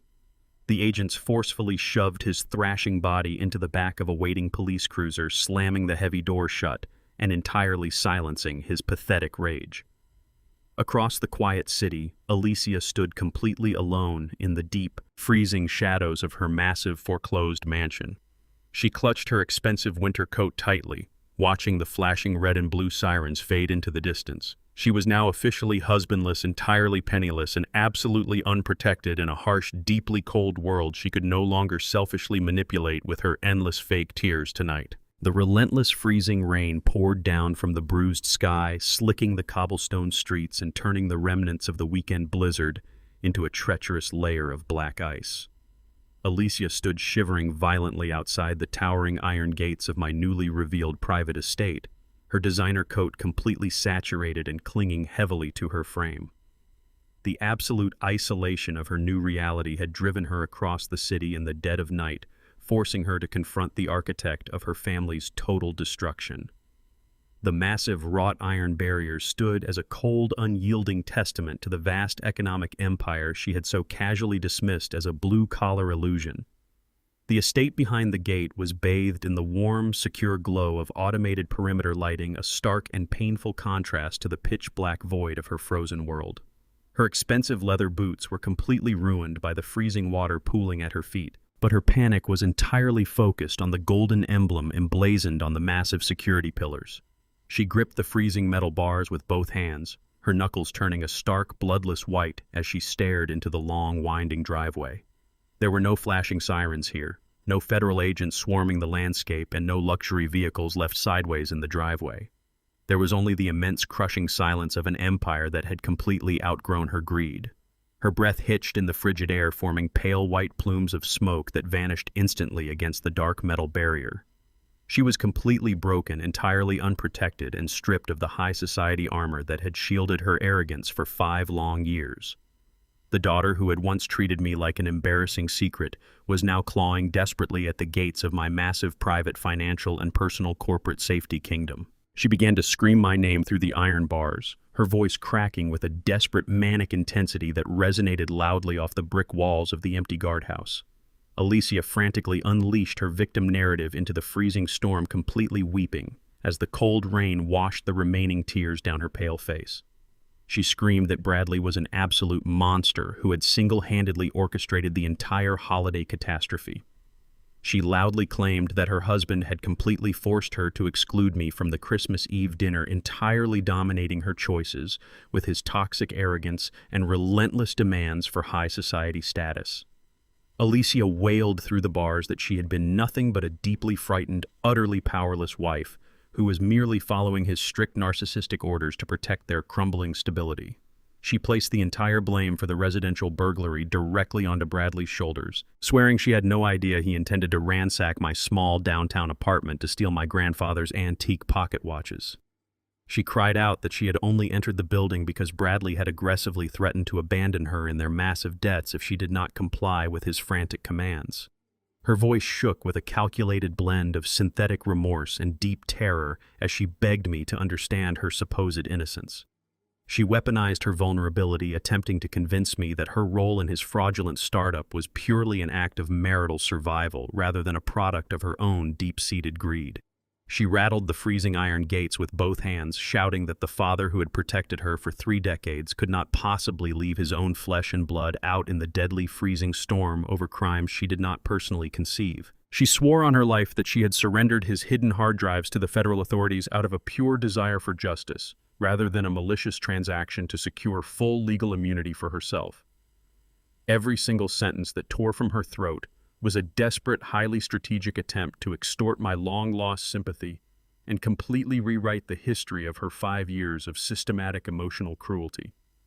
She stood outside my estate, screaming her frantic lies into the dark night, desperately hoping her tears still held the power to open the heavy doors to my massive private financial corporate fortune right here in the cold weather immediately tonight now. I slowly walked down the long, sweeping driveway of the private estate, holding a large black umbrella firmly against the onslaught of the freezing rain. I stopped exactly 1 foot away from the massive wrought iron barrier, completely refusing to open the heavy lock. I did not look at her with the warm affection of a loving father. I looked my daughter dead in the eye, seeing straight through the transparent matrix of her desperate manipulation. The expensive lifestyle masks had completely melted away in the storm, revealing the absolute rot of her character. I stood perfectly still under the dry canopy of my umbrella, observing the woman who had spent half a decade engineering my social exile. Her shivering form and pathetic sobbing did not move me. I knew the exact details of the filing ledger and the text logs detailing her corporate betrayal.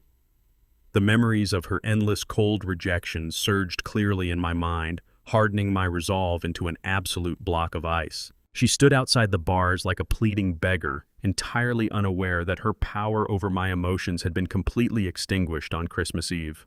My silence was absolute, a perfect reflection of the corporate authority she had so foolishly underestimated. I looked at her wet clothes and saturated hair, completely unmoved by the dramatic presentation of her artificial remorse. She had chosen the easy path of calculated greed and blind status worship, and now she was facing the brutal reality of the consequences. The iron gate stood between us as a permanent, unbreakable boundary separating my immense wealth from her toxic ruin. I tightened my grip on the handle of my umbrella, ready to deliver the final terms of her absolute disinheritance right here in the freezing rain without hesitation, now at this very moment tonight. I slowly reached into the interior breast pocket of my tailored wool suit, pulled out a sleek leather checkbook, and smoothly signed a single document. I slipped the check for exactly $5,000 directly through the cold iron bars of the gate, letting it flutter down into her wet hands. I stated with absolute clarity that this was the definitive final payout she would ever receive from me. It was precisely enough money to secure a security deposit on a cheap apartment and purchase basic baby supplies for her unborn child, but nothing more. My financial obligation to her was permanently finished. Alicia stared blankly at the signed paper, realizing with absolute terror that her manipulative tears had completely lost their power over my heart. The biological extortion had failed entirely against the unyielding barrier of my iron logic. She stood frozen in the pouring rain, a penniless, unprotected shadow stripped of her entire high society illusion. I turned my back on her without a single word of comfort, walking away up the long driveway into the dry sanctuary of my estate, leaving her entirely isolated in the dark, frozen shadows of her own choosing, forever and completely alone tonight. The freezing winter rain had finally given way to a bone-chilling frost that heavily gripped the downtown financial district. Gregory stood shivering violently inside the dark recess of a brick alleyway, clutching a half-empty bottle of cheap whiskey in his trembling, frostbitten hands. His expensive cashmere coat, once a pristine symbol of his absolute social superiority, was now heavily stained, deeply torn, and reeked of stale alcohol and unwashed desperation. He actively peered around the decaying brick corner, keeping his bloodshot eyes locked directly onto the glowing, warmly lit windows of the exclusive French restaurant across the street. He knew exactly who was sitting at the premium center table. Hollis was casually dining with his elite corporate executives, sipping expensive wine and completely enjoying the untouchable financial empire that Gregory desperately believed should have been his own entirely. The harsh, biting wind whipped through the narrow alley, cutting right through Gregory's ruined clothing and fueling the dark, toxic rage boiling violently in his chest. His massive luxury mansion was gone. His beautiful trophy wife had brutally discarded him on the hood of a moving truck. His prestigious country club memberships were permanently revoked. Every single wealthy associate he had ever known had entirely blacklisted his phone number. He had been completely reduced to a pathetic, wandering vagrant in less than a single brutal month. He lifted the cheap glass bottle to his chapped lips and swallowed the burning liquid, letting the alcohol artificially amplify his fleeting courage. He aggressively wiped his mouth with the back of his filthy sleeve. His paranoid, alcohol-soaked mind had meticulously tracked Hollis's private movements for 3 exhausting days. He was absolutely done running from the devastating consequences of his bankruptcy. He was actively preparing to violently execute his ultimate bloody revenge tonight. The heavy wooden doors of the exclusive restaurant finally opened, spilling warm golden light onto the icy pavement. I stepped out into the freezing night, buttoning my tailored charcoal suit jacket against the biting frost. I dismissed the eager valet with a polite nod, choosing to walk the short distance to where my private driver had parked my armored vehicle near the quiet back alleyway. The isolated cobblestone path was deeply shadowed, illuminated only by a single flickering street lamp casting long, jagged silhouettes against the brick walls. I walked with steady, completely unbothered strides, enjoying the silent evening. Suddenly, a filthy, foul-smelling figure violently lunged out from behind a rusted industrial dumpster, entirely blocking my path forward. Gregory raised a heavy, rusted steel pipe aggressively above his head, aiming the crude weapon directly at my skull. His hands shook wildly, making the heavy metal pipe vibrate in the freezing air. He screamed at the absolute top of his lungs, demanding that I immediately hand over my expensive watch, my leather wallet, and every single ounce of physical cash I currently possessed. His manic, alcohol-soaked breath formed thick white clouds in the dark alley. The incredible, stark irony of the brutal encounter instantly hung heavy in the frigid air. Just 2 months ago, Gregory would obnoxiously boast about his direct, unbroken bloodline to European aristocracy.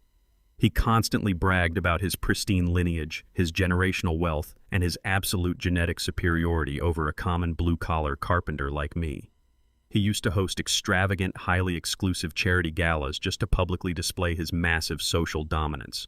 Now that exact same arrogant aristocrat was standing in a filthy, frozen gutter, actively operating as a completely desperate, pathetic street mugger. He was violently attempting to extort pocket change from the very man he had so mercilessly mocked. Gregory wildly swung the heavy steel pipe, violently striking a brick wall to aggressively demonstrate his bloody intentions. He shrieked that my vicious corporate foreclosure had entirely destroyed his perfect existence, completely ignoring his own massive systemic financial fraud. He cried out that Evelyn had absolutely ruined him legally, stripping away his remaining dignity, and aggressively blamed me for orchestrating his total abandonment. He commanded me to drop to my knees and surrender my entire physical wealth immediately, utterly convinced his crude weapon granted him absolute power over my life in the shadows right tonight. I did not flinch, step backward, or display a single ounce of fear in the face of his violent, desperate ambush. The heavy steel pipe hovering dangerously above my skull meant absolutely nothing to me. I calmly maintained direct eye contact with the broken, pathetic alcoholic standing in the frozen gutter.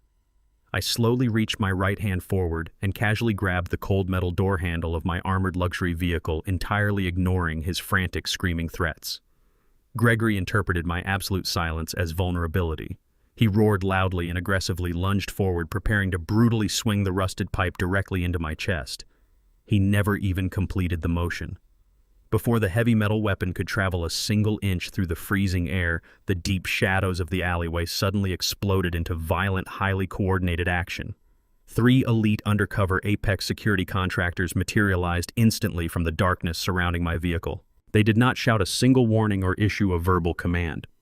The highly trained operatives struck Gregory simultaneously with absolutely devastating military precision. The first security contractor brutally kicked the heavy steel pipe directly out of Gregory's trembling hands, sending the weapon clattering uselessly across the icy cobblestones.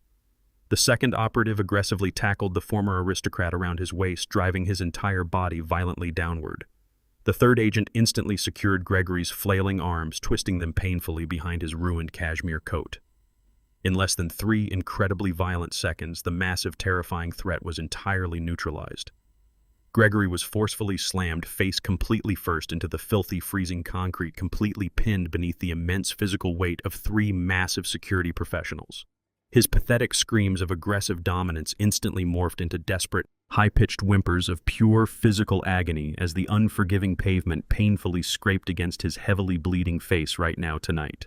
The loud, piercing wail of approaching police sirens rapidly shattered the silence of the dark alleyway.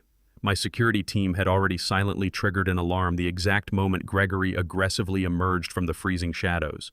2 heavily armored police cruisers skidded violently to a halt directly in front of my luxury vehicle, bathing the filthy cobblestones in bright, flashing red and blue lights. 4 uniformed officers jumped out immediately, securing the bloody, sobbing alcoholic who was currently pinned firmly against the concrete. They aggressively pulled Gregory up from the frozen ground, tightly securing his wrists in cold steel handcuffs, while loudly reading his official rights for felony armed assault. I completely ignored his pathetic weeping pleas for mercy. I smoothly adjusted the lapels of my tailored charcoal suit jacket, perfectly maintaining my absolute, uncompromising corporate dignity. I calmly opened the heavy door of my armored sedan and slid comfortably into the warm, pristine leather interior. I offered absolutely no parting words to the ruined, desperate man. My private driver silently shifted the vehicle into gear and drove smoothly away into the freezing winter night.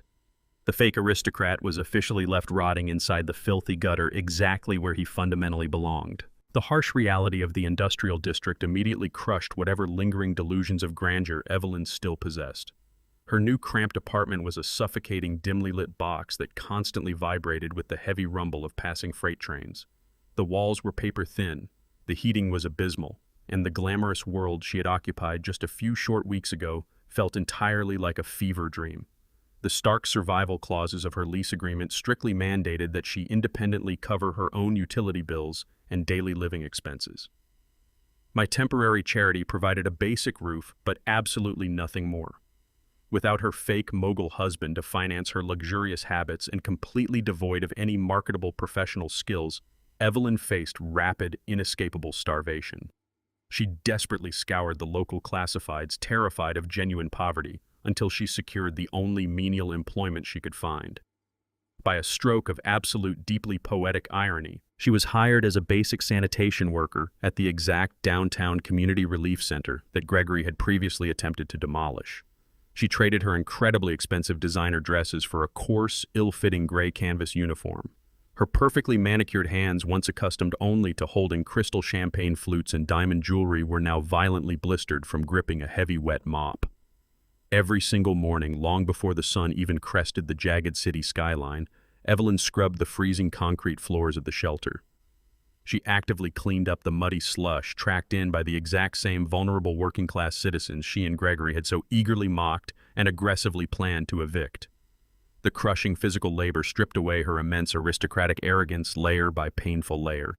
She existed entirely in the shadows of my corporate empire, quietly sweeping the dirt from a building I now completely owned and very firmly protected forever. A heavy winter storm relentlessly hammered the massive frosted windows of the Community Relief Center as I walked through the main double doors. I was conducting a rigorous, detailed financial audit of the newly acquired facility to ensure my substantial renovations were actively progressing on a highly efficient schedule. Mitchell walked a few paces behind me, quietly dictating detailed logistical reports regarding our structural upgrades into a digital recorder. The bright fluorescent lighting reflected sharply off the freshly sanitized linoleum floors as we systematically inspected the expansive dining hall. As I turned a sharp corner near the industrial kitchen, a gray-clad figure suddenly stepped directly into my path, effectively blocking the narrow corridor. Evelyn gripped a dripping yellow mop handle tightly against her chest, her tired shoulders slumping under the immense physical weight of her daily sanitation duties. Her face was incredibly pale, entirely stripped of the expensive cosmetics she once used to constantly project absolute social dominance. She stared up at my tailored charcoal suit, her eyes filling rapidly with desperate, highly manipulative tears. She forcefully cornered me in the sterile hallway, entirely abandoning any remaining shreds of her aristocratic pride. She began pleading with me, her voice trembling violently as she attempted to weaponize our shared history against my iron corporate resolve. She aggressively invoked the distant memories of our long-lost youth, crying about the incredibly modest one-bedroom apartment we had happily shared during our early 20s. She painted a highly romanticized, completely fabricated picture of our initial marital struggles, passionately reminding me of the long nights we spent dreaming about building a secure, comfortable life together. She whispered my first name with deep, artificial tenderness, actively trying to spark a sudden, overwhelming wave of paternal pity in my hardened heart. She desperately claimed that beneath the massive wealth and the bitter divorces, we were fundamentally still the exact same young, deeply connected couple who had promised to protect each other forever. She reached out her blistered, wrinkled hand, lightly touching the expensive wool fabric of my suit sleeve. Her weeping voice cracked loudly as she begged me to rescue her from this agonizing physical labor and restore her to a position of basic comfort. She genuinely believed her carefully manufactured, deeply toxic nostalgia could easily erase a decade and a half of absolute unforgivable treachery tonight. She assumed her tears would effortlessly command my immediate forgiveness. I stared down at her trembling hand resting on my tailored sleeve and felt absolutely nothing. I did not flinch, sigh, or offer a single ounce of comforting reassurance. I smoothly stepped backward, deliberately forcing her blistered fingers to slide harmlessly off my expensive wool jacket. My cold, unyielding silence instantly shattered her highly manufactured romantic illusion. I looked her directly in the eyes and ruthlessly shut down her pathetic emotional performance. I explicitly reminded her of the brutal, undeniable truth she had so conveniently omitted from her nostalgic monologue. 15 years ago, during my very first devastating business failure, I had been completely drowning in suffocating debt and crushing personal despair. Instead of standing by my side to weather the violent financial storm, she had instantly, mercilessly abandoned our marriage. I bluntly recounted how she had eagerly packed her bags and eagerly chased after Gregory's shiny imported cars and entirely fake aristocratic prestige without a single backward glance. She had aggressively treated me like a repulsive infectious disease the exact moment my checking accounts ran completely dry. Now that our economic roles were entirely reversed, I absolutely refused to play the role of her merciful savior. I turned slightly away from her weeping face and signaled for Mitchell to step forward. I brutally informed Evelyn that she possessed absolutely no special status within my massive corporate hierarchy. I loudly instructed my executive team to treat her exactly like any other low-level, easily replaceable independent contractor currently operating on our extensive municipal payroll. If she failed to maintain the strict sanitation standards of this facility, she would be terminated immediately and instantly evicted from her subsidized housing without any further hesitation today. I decisively ended the conversation, stepping firmly past her shivering form to continue my rigorous financial audit. Evelyn stood entirely frozen in the brightly lit corridor, watching my tailored suit retreat farther down the immaculate hallway. She looked deeply into my cold, unyielding eyes just before I completely turned away, and a devastating realization finally crashed over her fragile psyche. Her special place inside my heart was absolutely permanently dead. The warm, forgiving man she had ruthlessly discarded 15 years ago had been completely eradicated by her own toxic greed. There was no hidden reservoir of lingering affection left to exploit, and absolutely no secret path back into high society luxury. She was now entirely, completely alone, trapped forever within the harsh, unforgiving reality of her grim, new working-class existence. A heavy, suffocating silence descended upon her as the true, inescapable price of her immense arrogance settled heavily onto her tired shoulders. Slowly, with violently trembling hands, she lowered her weeping head in absolute crushing defeat. She tightly gripped the coarse wooden handle of the dripping yellow mop, turning her back on my retreating corporate entourage. Evelyn silently pushed the heavy wet mop across the freezing concrete floor, finally accepting her permanent, highly degrading punishment as my ultimate, undeniable victory, echoed powerfully throughout the empty, quiet shelter tonight. The heavy oak doors of the federal courthouse swung open to admit the public for the highly anticipated criminal trial of the disgraced technology executive. I walked calmly down the center aisle of the expansive courtroom and took a seat in the very front row. My tailored charcoal suit projected an aura of absolute corporate authority. I sat perfectly still, operating as a stoic, silent observer to the spectacular destruction of the fraudulent empire built by my former son-in-law. Across the wide center aisle, Alicia sat completely rigid on a hard wooden bench. She wore a simple, unbranded gray dress that perfectly reflected her new, harsh reality. She aggressively avoided making any eye contact with me, keeping her gaze locked firmly onto the scuffed floorboards beneath her cheap shoes. The heavy burden of her impending single motherhood and absolute poverty completely crushed her previous high society arrogance. The heavy wooden side door opened violently. 2 armed federal marshals escorted Bradley directly to the defense table. He wore an oversized bright orange prison jumpsuit that entirely stripped away his carefully manufactured Silicon Valley billionaire persona. The expensive designer haircuts and arrogant smirks were permanently gone.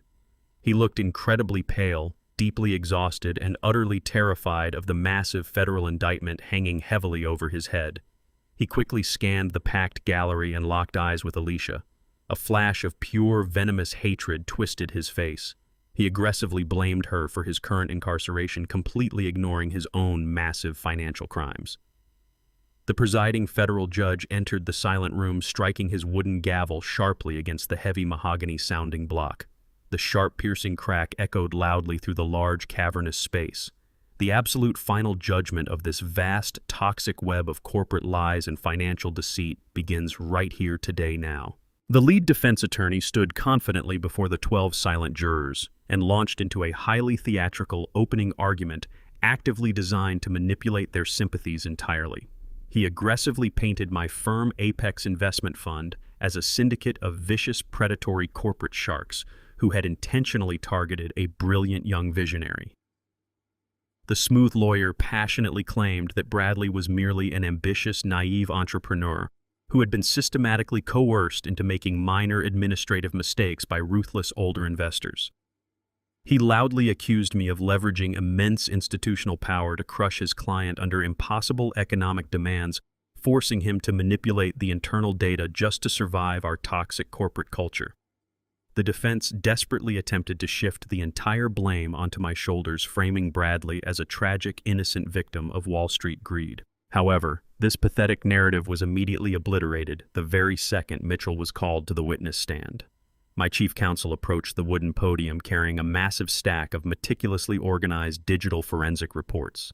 Mitchell spoke with absolute surgical precision, entirely destroying the fragile defense strategy piece by bloody piece.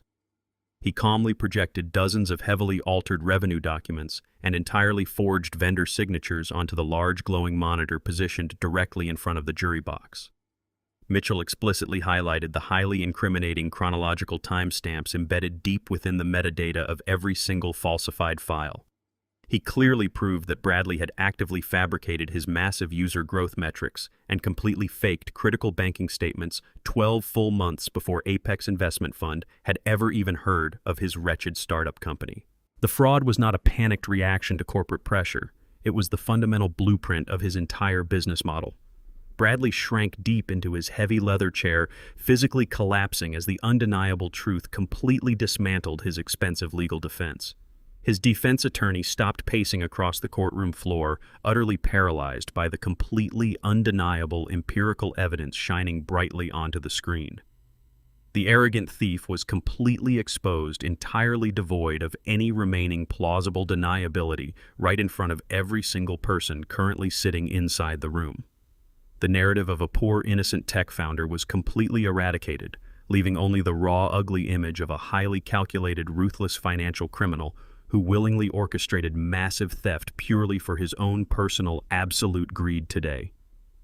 The entire jury stared directly at him with completely unfiltered, absolute searing disgust now tonight. The federal prosecutor smoothly approached the center podium and prepared to deliver the absolute final, devastating blow to Bradley and his crumbling facade. She calmly informed the silent courtroom that the government had successfully recovered a highly encrypted audio recording directly from the confiscated personal mobile device of the defendant. The prosecutor pressed a button, and a crisp, clear voice echoed loudly through the large speakers mounted on the heavy wooden walls. It was Bradley speaking in a deeply arrogant, highly relaxed tone while drinking heavily during a private hotel rendezvous. However, he was absolutely not speaking to Alicia. He was speaking directly to his secret mistress, a young model he had been quietly funding using stolen corporate capital. Across the room, Alicia gasped loudly and physically jerked backward on her hard wooden bench as if she had been violently struck. Her eyes widened in pure, unfiltered horror as she listened to the sickeningly sweet voice of another woman laughing softly on the incriminating digital tape. Bradley sat completely paralyzed at the defense table, his face draining entirely of blood as his ultimate personal betrayal was broadcast publicly to the entire jury. He had ruthlessly manipulated his pregnant wife for years, using her solely as a convenient shield to access my corporate wealth while secretly building an entirely separate hidden life in the dark shadows. The prosecutor allowed the shocking audio clip to play completely uninterrupted, ensuring every single person inside the silent federal courtroom heard the absolute monstrous depth of his toxic deceit. The massive revelation hung heavily in the freezing air, shattering every last remaining illusion of his innocence while permanently destroying the very foundation of his fraudulent fake marriage right here in front of his broken, crying wife today, right now in this very cold room tonight. On the crystal-clear tape, Bradley arrogantly brags about ruthlessly laundering millions in stolen investor money through offshore shell companies. He laughs cruelly with his mistress and explicitly details his cold, calculated plan to immediately divorce Alicia the exact minute his fraudulent company goes public. He viciously mocks her blind loyalty and openly celebrates leaving her with absolutely nothing. Hearing this ultimate betrayal, Alicia violently collapses onto the hard courtroom floor, weeping hysterically as her entire false reality shatters into tiny, worthless pieces. The federal judge slams his heavy gavel down hard, completely silencing the chaotic room. He looks directly at the pale, shaking thief and ruthlessly sentences Bradley to 10 full years in federal prison without any possibility of early parole.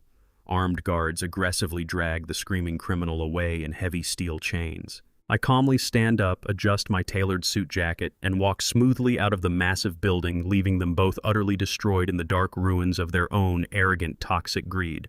Right here today, permanently, forever and ever, without any mercy left to give them now or ever again in this very cold, brutal world we all currently inhabit together right now, absolutely forever tonight.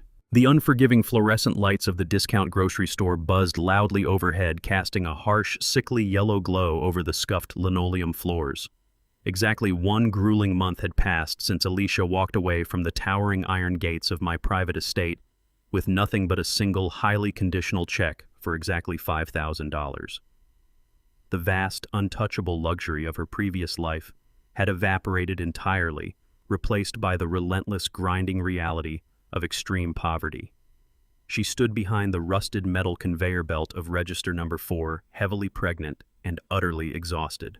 Her swollen feet throbbed painfully inside her cheap, unbranded sneakers. The expensive tailored designer dresses she once wore to exclusive charity galas were permanently gone. Instead, she was forced to wear a coarse, terrible green polyester uniform that chafed aggressively against her sensitive skin. Her perfectly manicured hands, once accustomed exclusively to holding imported crystal champagne flutes, were now covered in rough calluses and tiny paper cuts from handling thousands of crinkled receipts and dirty dollar bills. She meticulously scanned endless rows of heavily discounted canned goods, generic cereal boxes, and cheap processed meats for a seemingly endless line of exhausted, impatient customers. The constant piercing beeping of the barcode scanner echoed sharply in her ears, serving as a relentless digital metronome counting down the agonizing seconds of her endless, long shift. She possessed absolutely no hidden trust funds, no elite social connections, and no wealthy husband to suddenly rescue her from this crushing physical labor. Bradley was rotting inside a heavily guarded federal prison, and her former country club friends actively treated her existence like a highly contagious disease. Alicia was entirely alone, completely stripped of her immense aristocratic arrogance, and forcefully chained to a poorly paid reality she had once so viciously mocked before today now. Alicia winced sharply as a sharp cramp radiated up her lower spine, completely paralyzing her for a brief, agonizing second. The immense physical weight of her advanced pregnancy severely compounded the endless strain of standing completely stationary on the unyielding concrete floor.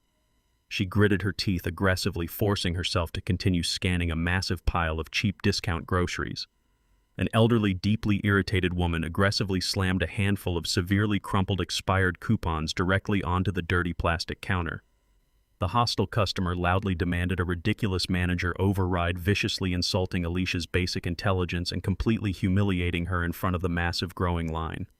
2 months ago, Alicia would have ruthlessly destroyed this pathetic woman with a single devastatingly cruel remark and immediately ordered her private security team to violently escort the peasant away.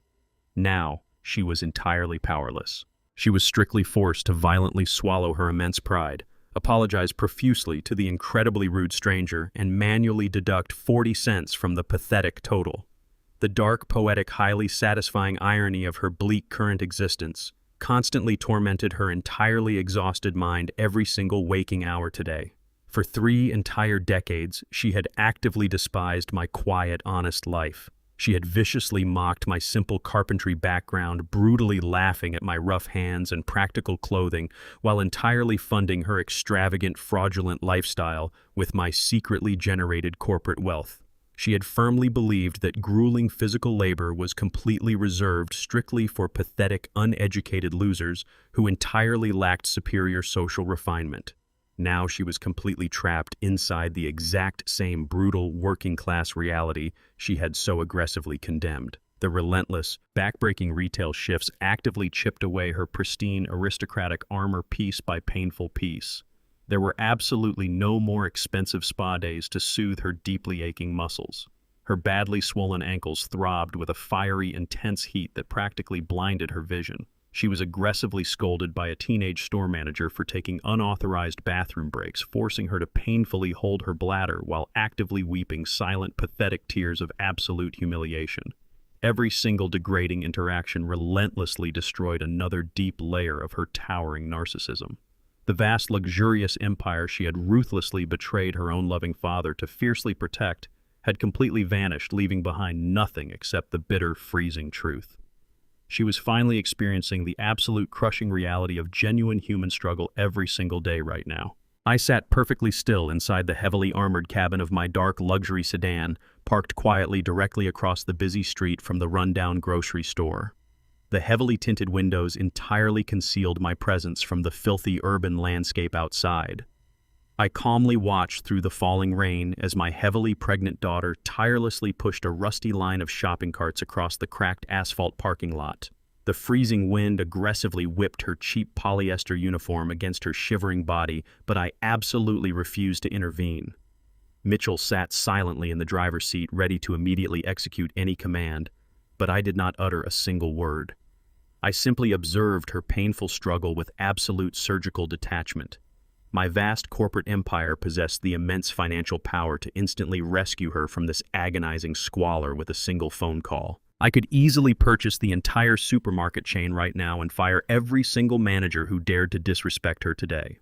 However, I knew absolutely that extending my protective shield would permanently ruin her only remaining chance at genuine salvation. For 30 long years, my endless financial charity had severely poisoned her soul, transforming her into a vicious, greedy monster completely devoid of basic human empathy. The extreme pain she was actively experiencing right now was not an act of malicious vengeance, but rather a highly calculated, deeply necessary forge.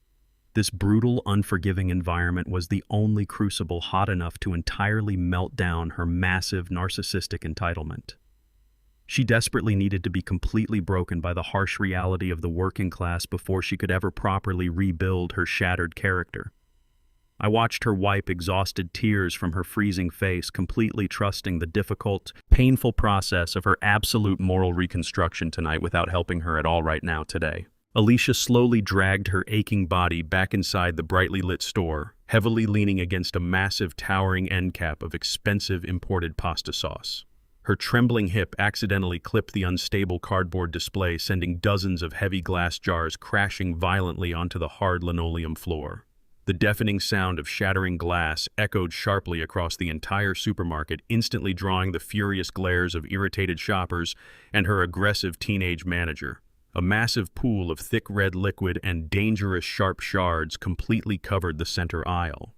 In the past, Alicia would have instantly collapsed into a pathetic fit of highly theatrical tears, helplessly waiting for a wealthy man or an underpaid servant to quickly rescue her from the chaotic mess. She stood completely frozen for one long, agonizing second. Then a profound, permanent shift occurred deep within her shattered psyche. Her immense toxic entitlement finally cracked. She did not weep, complain, or beg for any male assistance tonight. Alicia silently turned around, marched directly to the maintenance closet, grabbed a heavy push broom, and began diligently sweeping up the shattered glass entirely by herself today, right now, without saying a single word to anyone in the room at all. Exactly 1 full year had passed since the brutal winter that entirely shattered the fraudulent illusions of my former family. The bitter, freezing winds of November whipped fiercely against the thick brick exterior of the newly renovated downtown community relief center. Inside the massive facility, a profound sense of warmth and genuine salvation completely filled the expansive dining hall. It was Thanksgiving Day, and I was actively hosting a massive charity banquet specifically designed to feed thousands of vulnerable citizens. The deep structural upgrades I had personally financed transformed the previously run-down shelter into a beautiful modern sanctuary. The bright fluorescent lights were replaced with warm, inviting fixtures. The long wooden tables were covered in crisp white linens and heavily laden with steaming platters of roasted turkey, rich stuffing, and fresh seasonal vegetables. The chaotic, desperate energy of urban poverty was entirely replaced by an atmosphere of quiet, dignified gratitude. I stood proudly near the front entrance, shaking the weathered hands of the incredibly grateful men and women entering the warm building. My tailored charcoal suit perfectly reflected my established corporate authority, yet my heart felt genuinely anchored to the simple, practical roots of my early carpentry days. I had aggressively reclaimed my absolute personal peace by completely severing the toxic parasitic leeches from my massive financial empire. The spectacular downfall of Gregory and Bradley was now nothing more than a distant, highly satisfying memory, fading rapidly into the harsh criminal justice system. My vast wealth was finally actively serving a pure constructive purpose instead of funding the endless parasitic greed of ungrateful socialites. The massive industrial kitchen roared with intense productive energy as dozens of dedicated volunteers prepared to serve the immense hungry crowd gathering peacefully inside the main hall right now on this very special holiday evening tonight. Far away from the highly photographed main entrance and the wealthy philanthropic donors arriving in luxury vehicles, a quiet figure approached the heavy steel service doors at the very back of the bustling kitchen. Alicia walked slowly through the freezing alleyway, tightly clutching a thick woolen blanket completely wrapped around her sleeping infant daughter. The extravagant designer fashion that once defined her entire existence had been completely replaced by severely worn denim jeans and a plain, oversized winter coat purchased from a cheap local thrift store. She did not march aggressively toward the VIP registration desk demanding premium seating. She did not loudly announce her presence or expect preferential treatment from the busy staff.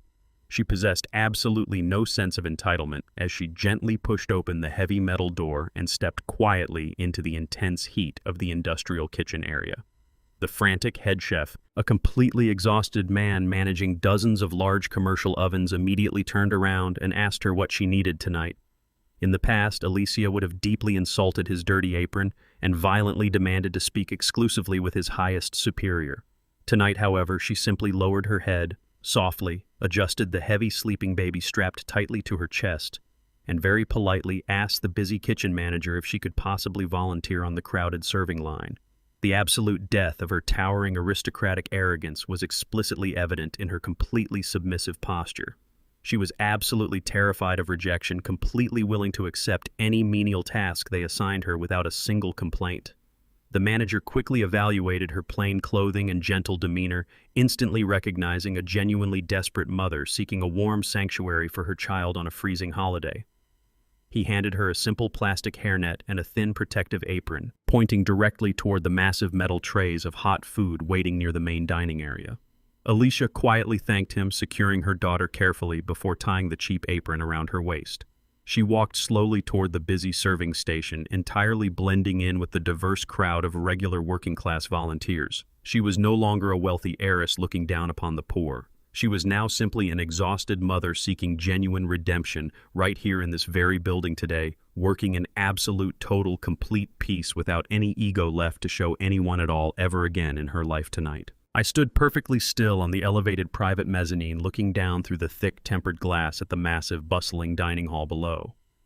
I had actively monitored every single employee and volunteer entering the building tonight, securely tracking Alicia the exact moment she quietly stepped through the back service door. From my high vantage point, I possessed an unobstructed view of the crowded serving line where she currently worked. I watched her methodically scoop large, generous portions of hot mashed potatoes directly onto the plastic plates of the deeply exhausted homeless citizens passing before her. She offered a genuine warm smile to every single person, completely devoid of the sharp, toxic judgment that used to define her entire cruel personality. Her face was flushed bright red from the intense, oppressive heat radiating from the industrial food warmers, but she did not stop serving for a single second. I watched her wipe heavy beads of physical sweat from her forehead, using the back of her cheap plastic glove, diligently returning to her assigned task without uttering a single complaint. This grueling, repetitive labor was the absolute antithesis of her former glamorous life, yet she actively embraced the severe punishment with remarkable silent grace. I leaned my elbows against the metal railing, carefully analyzing the profound, undeniable transformation unfolding directly beneath me. The harsh, brutal crucible of extreme poverty had effectively burned away her massive, disgusting entitlement. I saw genuine, profound humility shining clearly in her tired eyes as she continuously fed the hungry masses. I did not rush downstairs to immediately rescue her from the difficult, exhausting shift today. I stood patiently in the dark shadows of the balcony, silently waiting for her arduous redemption to be completely perfectly finished tonight, right now inside this very exact massive building alone forever today. The exhausting charity shift finally concluded as the massive wall clock forcefully struck midnight. Alicia quietly removed her stained plastic hairnet and folded her dirty apron, gently returning them to the kitchen manager with a highly respectful nod. She slowly walked toward the dark employee locker room, retrieving her sleeping infant and wrapping the heavy woolen blanket securely around the fragile child. She pushed open the heavy steel service doors and stepped back out into the freezing, bitter night air. She did not linger in the hallway, demanding any special recognition or desperately seeking my powerful attention tonight. She simply lowered her tired head against the harsh, biting wind and began her long, solitary walk toward the dark bus stop. I immediately stepped out of the back door, letting the heavy metal slam loudly shut behind me. The sharp sound echoed violently through the empty alleyway. I firmly stood in the freezing cold and calmly called her name out into the darkness. She froze completely, slowly turning around to face me. The profound silence between us broke as our very first real conversation in over a single year finally began right here together now at this exact moment forever today. We walked silently away from the massive brick facade of the downtown community relief center, navigating the desolate, freezing streets side by side. The biting November wind whipped fiercely through the narrow concrete alleyways, carrying the sharp, bitter chill of the impending winter directly into our bones. I guided her toward a small, isolated public park situated perfectly beneath the towering, illuminated skyscrapers of the financial district. The iron street lamps cast a pale, stark glow across the frozen landscape. We approached a heavy wooden park bench entirely covered in a thick layer of crisp, decaying autumn leaves. I used my gloved hand to aggressively brush the frozen foliage onto the icy pavement, clearing a small, dry space for us to sit together. Alicia sat down slowly, pulling the cheap thrift store coat tightly around her trembling shoulders and gently adjusting the heavy woolen blanket shielding her sleeping infant. I took a seat on the opposite end of the cold wooden slats, maintaining a deliberate physical distance. A profound, heavy silence settled forcefully between us, replacing the chaotic noise of the busy charity kitchen. The quiet night air was entirely still, broken only by the distant rhythmic hum of urban traffic and the soft, rhythmic breathing of my newborn granddaughter. Neither of us spoke a single word for several long, grueling minutes. I simply stared straight ahead at the dark frozen pond, waiting patiently for her to initiate the conversation. The immense corporate authority I carried felt completely irrelevant in this quiet, frozen sanctuary. She looked down at her badly blistered, calloused hands, tracing the rough skin that had permanently replaced her pristine manicures. The overwhelming, crushing weight of her complete societal downfall hung thickly in the freezing air tonight, marking a new beginning entirely together right now, forever always. Alicia finally broke the heavy silence, her voice trembling slightly in the freezing November air. She did not immediately launch into a pathetic, desperate plea for financial salvation or demand an unearned corporate handout. Instead, she looked directly into my eyes and delivered a profoundly genuine, deeply earned apology. She explicitly acknowledged the absolute toxic shallowness that had entirely consumed her identity during her fraudulent marriage to Bradley. She admitted that she had worshipped hollow, shiny prestige while completely taking my endless paternal devotion entirely for granted. Her words were remarkably clear, entirely stripped of her previous aristocratic manipulation. She spoke quietly about the grueling, agonizing reality of her new job working as a discount grocery store cashier. She painfully described the soul-crushing exhaustion of standing on hard concrete floors for 10 hours straight, scanning cheap items while enduring the relentless, vicious abuse of highly irritated, deeply impatient customers over expired coupons. She detailed how her feet swelled horribly and her back ached continuously, leaving her utterly physically broken at the end of every single miserable shift. She actively explained how the harsh, unforgiving crucible of blue-collar retail labor had forcefully shattered her immense narcissistic entitlement day by painful day. Through genuine physical suffering, she had finally experienced the exact same difficult, exhausting reality she had previously mocked me for enduring during my early carpentry years. She wept softly, expressing profound, authentic shame for ever looking down upon the honest, working-class foundation I had used to build my massive corporate empire. She finally understood the incredible magnitude of the silent, back-breaking sacrifices I had made simply to provide her with a comfortable, secure childhood. She recognized the immense inherent dignity in hard, honest labor, entirely rejecting the superficial parasitic greed that had previously defined her terrible choices. She simply asked for my forgiveness, expecting absolutely nothing in return, completely accepting the harsh, deeply uncomfortable bed she had selfishly made for herself. Her tears were no longer calculated weapons of extortion, but rather raw, unfiltered expressions of total moral reconstruction. She sat shivering on the freezing wooden bench, fully embracing the painful, completely undeniable consequences of her extreme arrogance today. The profound shift in her shattered character was entirely undeniably real right now tonight. She looked down at her beautiful baby daughter, promising silently to completely break the toxic cycle of greed forever, starting exactly right here, right now, forever perfectly. I listened carefully to her genuine apology, watching the tears freeze against her flushed cheeks. The immense defensive wall of icy silence I had maintained for an entire year finally began to crack. I recognized the absolute death of her toxic entitlement and the painful birth of her true character. I nodded slowly, completely accepting her profound remorse without expressing any lingering paternal anger. However, I absolutely refused to return to my previous role as her personal financial savior. I did not reach for my leather checkbook or offer her a massive trust fund to instantly escape her grueling retail existence. True redemption required continuous, honest effort, not a sudden, massive injection of unearned corporate wealth. Instead, I smoothly reached inside the deep breast pocket of my tailored charcoal suit and withdrew a single crisp white business card. I held the small card between my fingers and calmly extended my arm across the freezing wooden bench. The pristine card bore the golden embossed logo of Apex Investment Fund and the direct contact information for my fierce, uncompromising Director of Human Resources.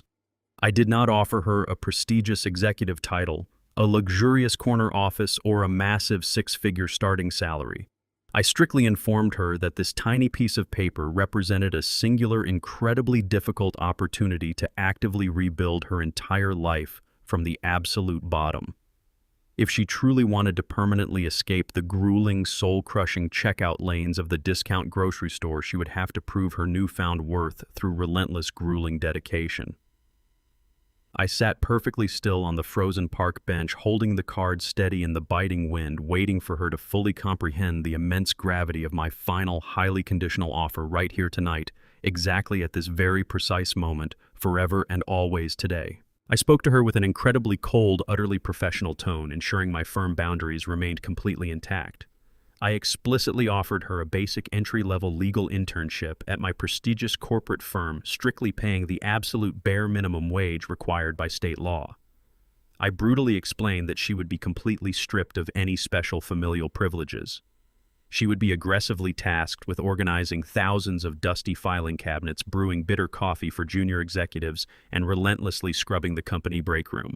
She must start her new career at the absolute bottom, sweating and struggling exactly like every other ordinary worker. I firmly demanded absolute perfection, warning her that a single display of her former toxic arrogance would result in her immediate, permanent termination. Alicia stared at the white business card for a long second, processing the incredibly harsh, exhausting reality of my unyielding offer. She slowly reached her blistered hand across the freezing bench and gently took the paper with violently shaking fingers. She looked up into my eyes and smiled warmly, her tired face radiating completely genuine, hard-earned gratitude for the very first time in her entire life. She finally completely understood the immense value of honest labor tonight. 3 years passed since that freezing night in the lonely urban park. I stood completely still inside my immaculate penthouse executive suite on the highest floor of the Apex Investment Fund tower. I gazed out through the huge clear glass windows at the sprawling metropolitan skyline stretching infinitely below my highly polished leather shoes. The bitter raging storms of the past had entirely dissipated, leaving behind a beautifully clear, incredibly bright morning sun that reflected sharply off the surrounding steel and glass skyscrapers. The air inside my private office was perfectly calm, entirely devoid of the toxic, chaotic energy that had once relentlessly plagued my personal existence. I firmly rested my hands on the edge of my massive mahogany desk, savoring the profound, absolute silence of true, ultimate victory. The incredibly complex, deeply painful operation of ruthlessly excising the parasitic infections from my massive financial empire was completely finished today. I had aggressively reclaimed my absolute sovereign authority over both my corporate legacy and my personal life, permanently destroying the vast fraudulent illusions that had previously choked my family. The heavy burden of endless unappreciated charity was entirely gone forever now. I breathed deeply, feeling the immense solid weight of my completely undisputed power resonating through every single fiber of my body. My towering skyscraper stood as a pristine, undeniable monument to ultimate resilience, cold, calculated strategy, and the absolute necessity of enforcing harsh, unyielding boundaries. The city below moved at a frantic, anxious pace, completely unaware of the massive tectonic shifts that had entirely realigned the absolute power structure of my corporate domain. I watched the tiny, distant cars navigating the busy urban grid with complete, absolute detachment.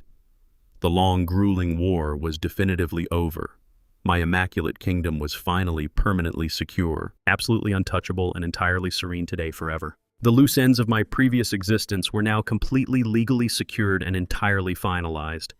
Bradley remained securely locked behind massive steel bars inside a maximum security federal penitentiary facility, currently serving his mandatory 10-year sentence without any conceivable hope of early parole.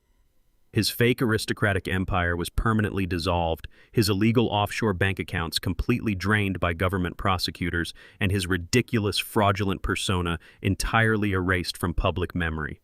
I firmly guaranteed he would absolutely never touch another corporate dollar ever again. Gregory, my incredibly arrogant former business partner, suffered a similar devastating fate. Following his humiliating public bankruptcy and total personal disgrace, he violently violated the strict terms of his highly monitored probation agreement.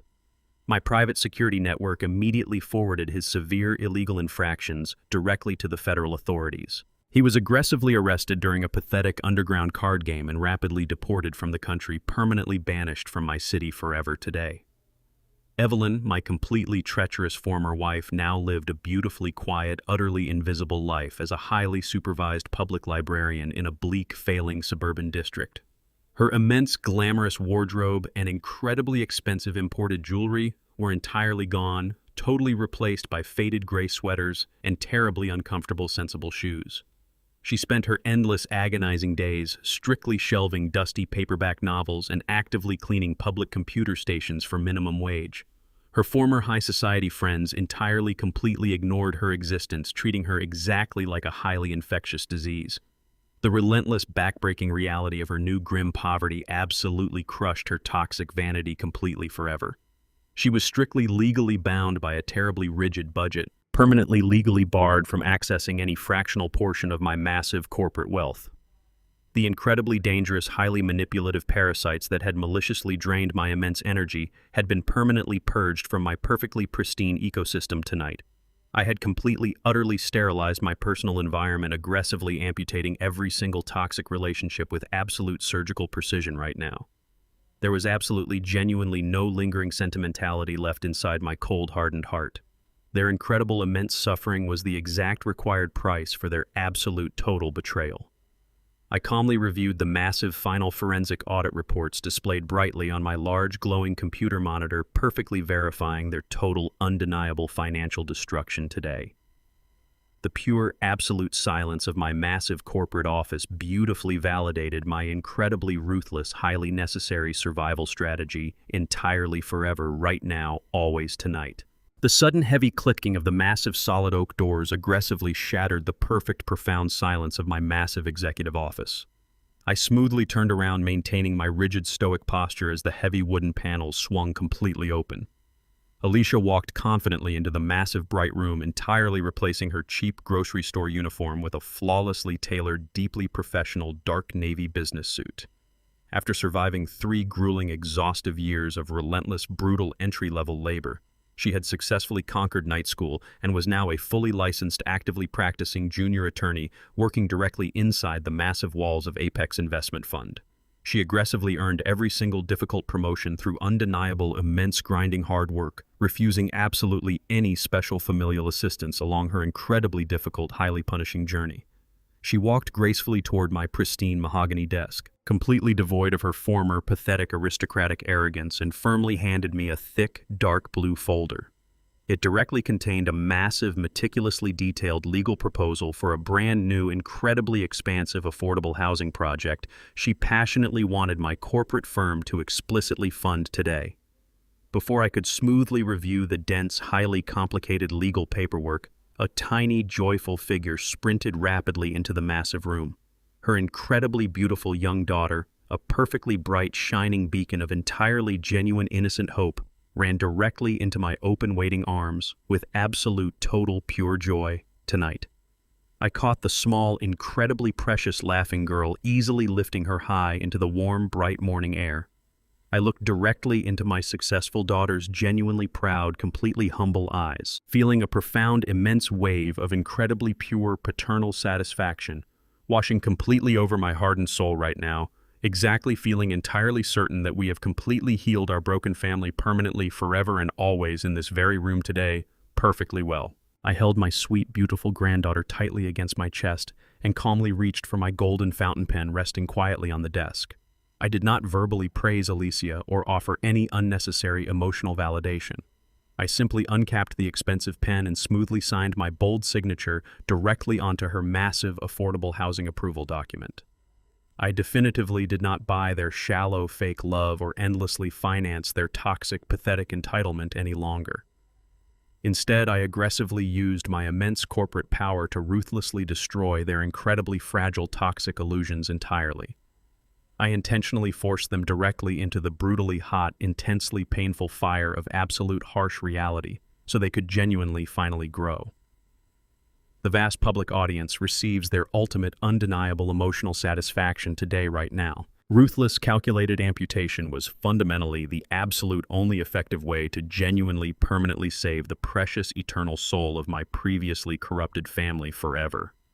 The dark, terrible nightmares are completely erased, replaced by pure, authentic dignity and fierce, honest independence, perfectly realized today. The incredibly bright morning light perfectly illuminates the smiling faces of my beautiful redeemed family as the massive cinematic screen finally gently, smoothly fades completely entirely to pitch black right now forever. This powerful conclusion masterfully illustrates that true love sometimes requires executing incredibly harsh, unapologetic boundaries to effectively save those we cherish. Coddling toxic behavior and endlessly funding pathetic entitlement only actively destroys character, while severe calculated discipline creates absolute genuine growth. Wealth can instantly buy superficial compliance, but profound, lasting respect must be earned strictly through grueling, undeniable hard work and complete personal accountability. Sometimes the most loving action a parent can possibly take is withdrawing their financial safety net, entirely forcing their children into the brutally honest fire of reality so they can independently rebuild their broken souls forever. Share your thoughts on this intense journey of tough love and redemption in the comments below. Please do not forget to like, subscribe, and share this story with anyone who might find it inspiring. See you in the next epic tale.